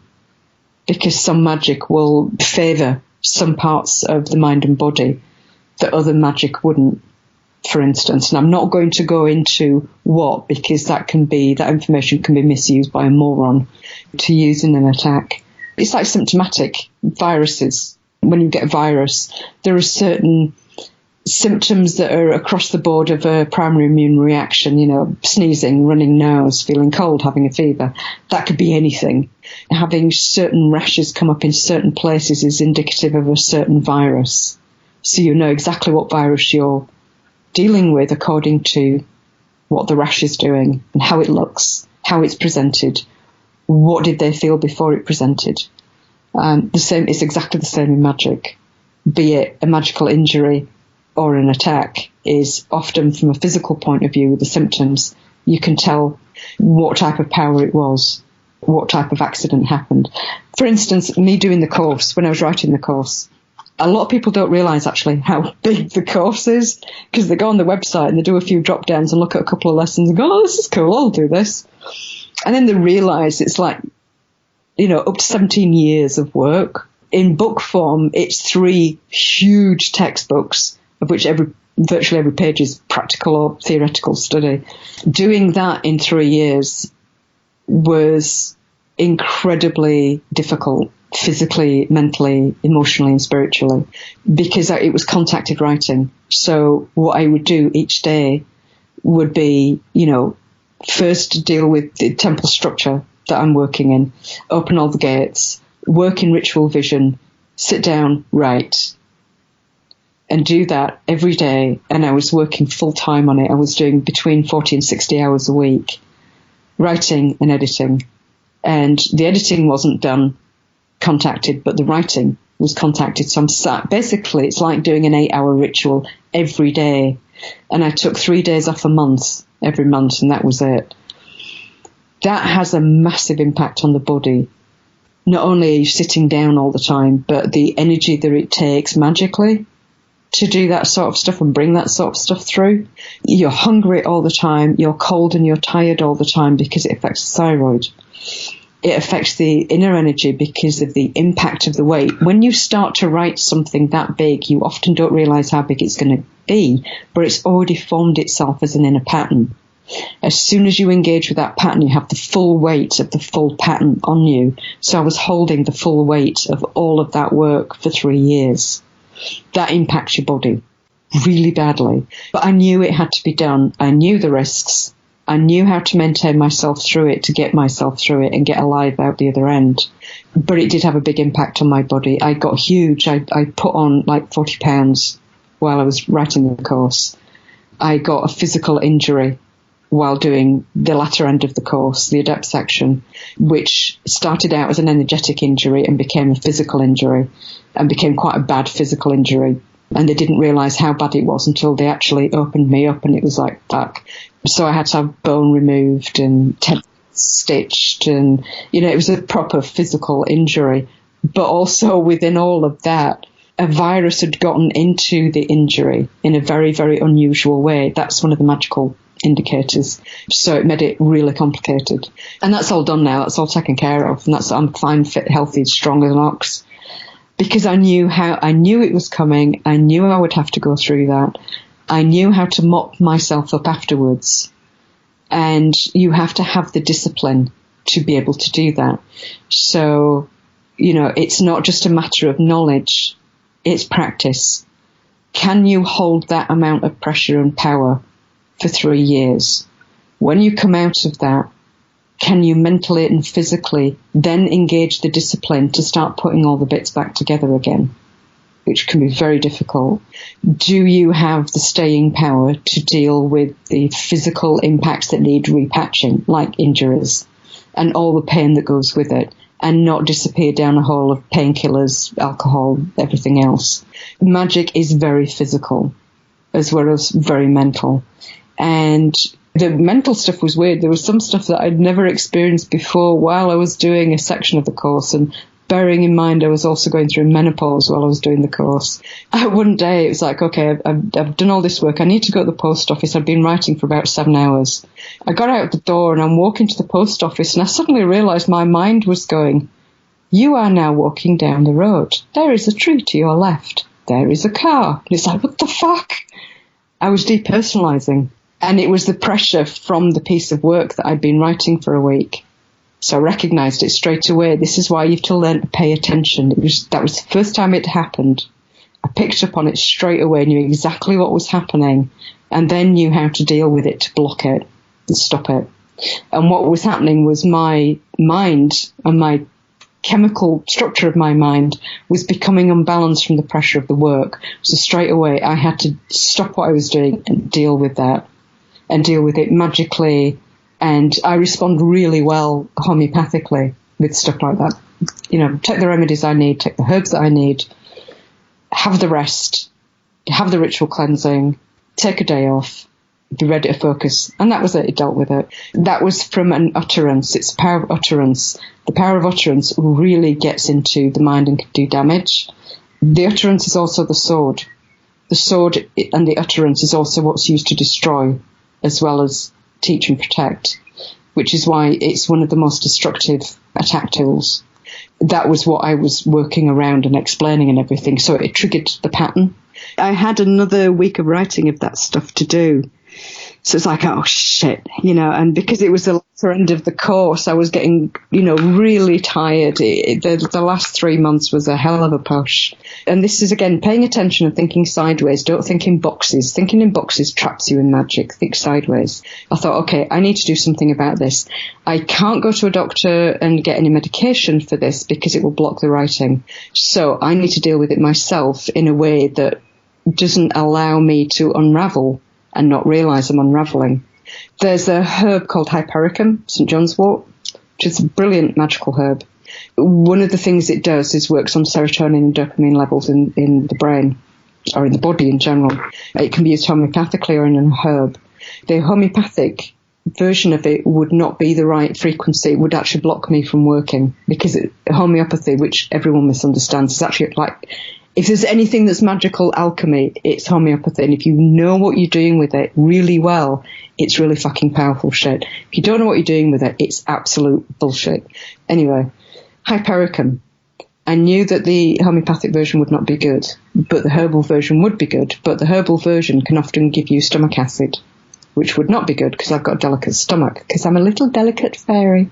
So I thought, okay, think logically about this. I need it to uptake through the abdomen, because the digestive system is the processing system of the utterance, magically. This is how you think outside the box. So the organ that could process the stuff is the digestive system, specifically the small and large intestine. You need something that will help that and trigger it to process while also feeding it at the same time. Hypericum as a herb is very much magically tied to swords and utterance. It's often used for very deep wounds that have, like needle wounds. If you stick a deep needle into or stick a sword right into someone, what would have been used in days of yore would be hypericum to start healing it, because it heals slowly, but it also works very well on nerve endings, head injuries, things like that. So I got a cream with hypericum in it, and a very high quality one. Helios in London, helios.co.uk are my saviours. They're brilliant for all of these type of things. So I got some hypericum cream, put it on my abdomen every morning. It absorbs through the skin. The hypericum can be really easily uptaken subdermally. So you get it through the skin every morning. That's getting straight into the digestive system. It's also getting into everywhere else. You can feel it, which is why you can't use it if you're on antidepressants, because it'll give you serotonin syndrome eventually. You'll end up with too much serotonin in the system, which will basically fry your brain. It's quite strong stuff, so you don't play with it. But I put that on every morning. That was the end of the problem. This is, again, know your shit in magic. You need to know your herbs. You need to know your alchemy. You need to know homeopathic stuff. You need to know vision, everything. But also underneath all of that, pay attention. Watch, pay attention constantly, all the time. Be paying attention to things and putting the puzzles together and knowing what fits where and how things work with what. And that takes years. That's not something you can sit down, read books, take notes. You have to do it. It has to get right into you. So when you've been, uttered at really bad magically, one of the options for you, apart from the magical stuff you need to do, is also using hypericum. And if you know what you're doing, which is really, I know one of the big themes, Josephine, that you're constantly talking is you got to know your shit. You got to know what you're dealing with and what works. Well, that's why I wrote the course, because I was sick of, years and years of emails every day, and everyone would head it. This is really important. This is really urgent. This is a terrible situation. Everybody's situation is terrible. I know. But, hundreds of people, I can't do that. I cannot do that. And now as an older woman, I'm not as young as I used to be, I also learned that you don't clear up people's shit. You give them a handbook on how to clear their own shit up. And so writing the course is so that people can learn all of this. And it's not a study course where you sit and read books. I mean, there is some book reading in it, but it's actually doing, which is much harder. It's really interesting watching people developing in the course, because the ones that come in and think that they can read a few books and, sit down and meditate a couple of times and that they're going to come out in 2 years as being an adept, watching the reality dawn on their faces is beautiful when they realize just how much work it is, how much sacrifice has to go into it, how much physical effort has to go into it, as well as study. The thing is that, people say, how can you put all of that out there magically exposed? You don't need to hide anything. People will edit themselves. If it's too much for them, they just can't cope with it and they'll back away from it. People will take what they need from it and then leave. People that will take what they need and stay and work until they've got where they need to go. That's what it's there for. That's why it's free. So there's no pressure on me or on anyone else. That's how it should be. It's all their own path. And all I do, once they get to the sort of the middle of the course, I start mentoring, just guiding and mopping up the pee on the carpet every so often, just to get them through. But it is your own work. You have to do it right from day one. When you come out the other end of that, when something happens, what it is, where it comes from, what to do about it. And if you don't, you have a good idea, and then you'll figure the rest of it out for yourself, and then you'll take notes and pass that on to the future for other people. And this is the whole thing about Quareia, is that there is no barrier. There's no monetary barrier. There's no, you have to be a this, that, and the other to join us. There is nothing like that. There's nothing to join. You just do it. It freaks people out because they have to pay. I have to pay. It's like, fine, donate. We always need money to do projects. That's fine.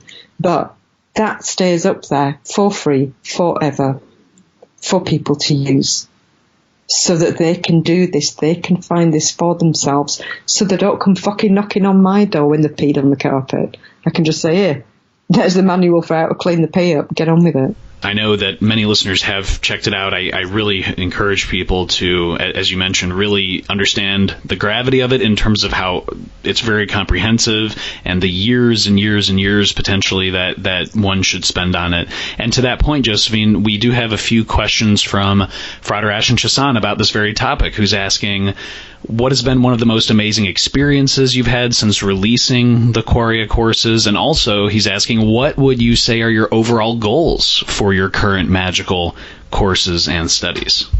Well, there is only one course. It's just really big. The most amazing experience has been seeing people engaging with it and then seeing the light dawn when they do things and it works. And they get really excited and they come back and go, oh my God, oh my God, oh my God. It's like, yeah, that's what it's supposed to do. It's really cool. And seeing how it's changed people. And, people as well coming up and saying, well, it's not my path, but I found this and this really useful. This section and that section have really changed how I approach my own magic. That is amazing. I love it to see how it's being of use and it's being used. That's great. My overall goals are just to make sure that it stays up, that it stays free, that it stays accessible for whoever needs to. And that's it, really. And that one day it will become obsolete because people will have developed enough that they can look back on this sort of work and go, oh my God, it's so old-fashioned. We need to do another one. And it's done its job. Then it's achieved what it was meant to achieve. Frater's also asking, what do you feel are the biggest challenges for those studying magic in current times? It's a very open-ended question, but it sounds like, I remember you delineating at the beginning a lot about it. Yeah, media advertising, alter perceptions, self-image, you name it. You deserve it. You need an expert. Toys, fantasy. Yeah, those are all the big challenges. Modern life, but then that's life. Suck it up and get on with it. Soviet Mercedes is asking, how do you deal, if at all, with people who doubt your work? I'm pretty sure I know the answer to that, but let's just leave that out there. And then tell them to fuck off. That's what I thought. But and then Soviet Mercedes is also asking, what was the most impactful change that you've made that influenced your work? Divorce. Not Stuart. He's the perfect male. He's lovely. He's absolutely wonderful. Now, I've had a few husbands. I tend to work my way through, I used to work my way through husbands because I don't take crap.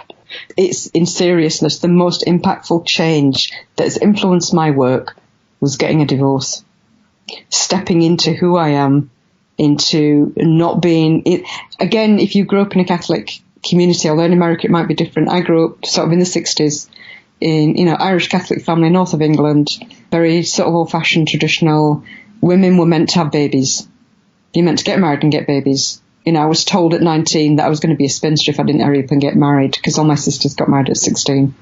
And you're brought up, even though in the school I went to a convent school from 10, and they were brilliant. The sisters there were really good, and they were very much about you can be whatever you want to be if you work hard.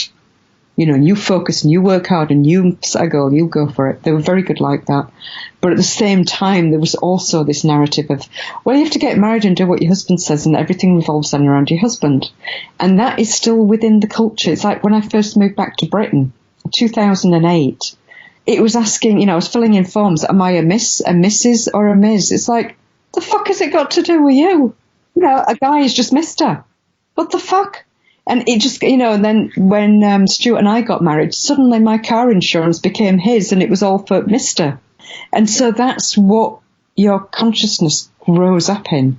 And I'd carried that into a magical relationship, that you're there to prop up the male, you're there to make them look good, you're there to make sure that they're fed, their clothes are clean, their paperwork's done, all of this sort of stuff. You don't realize, and you feel yourself being destroyed in the middle of all that. And there's no innocence. In my divorces anyway, there is no good and bad. There's no innocence. There's equal on either side. But yeah, the one thing that came from that divorce, or from this magical divorce, was, you know what? I am who I am. I do what I do. It's my work. I am a magician in my own right, and I do not have to stand in the shadows to make somebody else look good. Fuck that. And that just freed a load of stuff up, and all the work came flowing in for me to work with, because I'd been blocking so much, not purposely, but by filtering all the time, filtering. Well, will this person like this to work with? Will they like that to work with? Well, they make that, this might make them angry, blah, blah, blah, blah, blah, blah, blah. This is in my 20s, so 20s and 30s. It took me a long time to grow up, basically, and realize that that's all just bullshit. And that was the turning point that influenced the rest of my magical life. And since then, nobody has been allowed to step in front of my magical path and interfere with it. Nobody. That is the one thing I will not allow. I don't care who the fuck they think they are. I will massacre somebody who tries to step in front of my path and interfere with it in that way.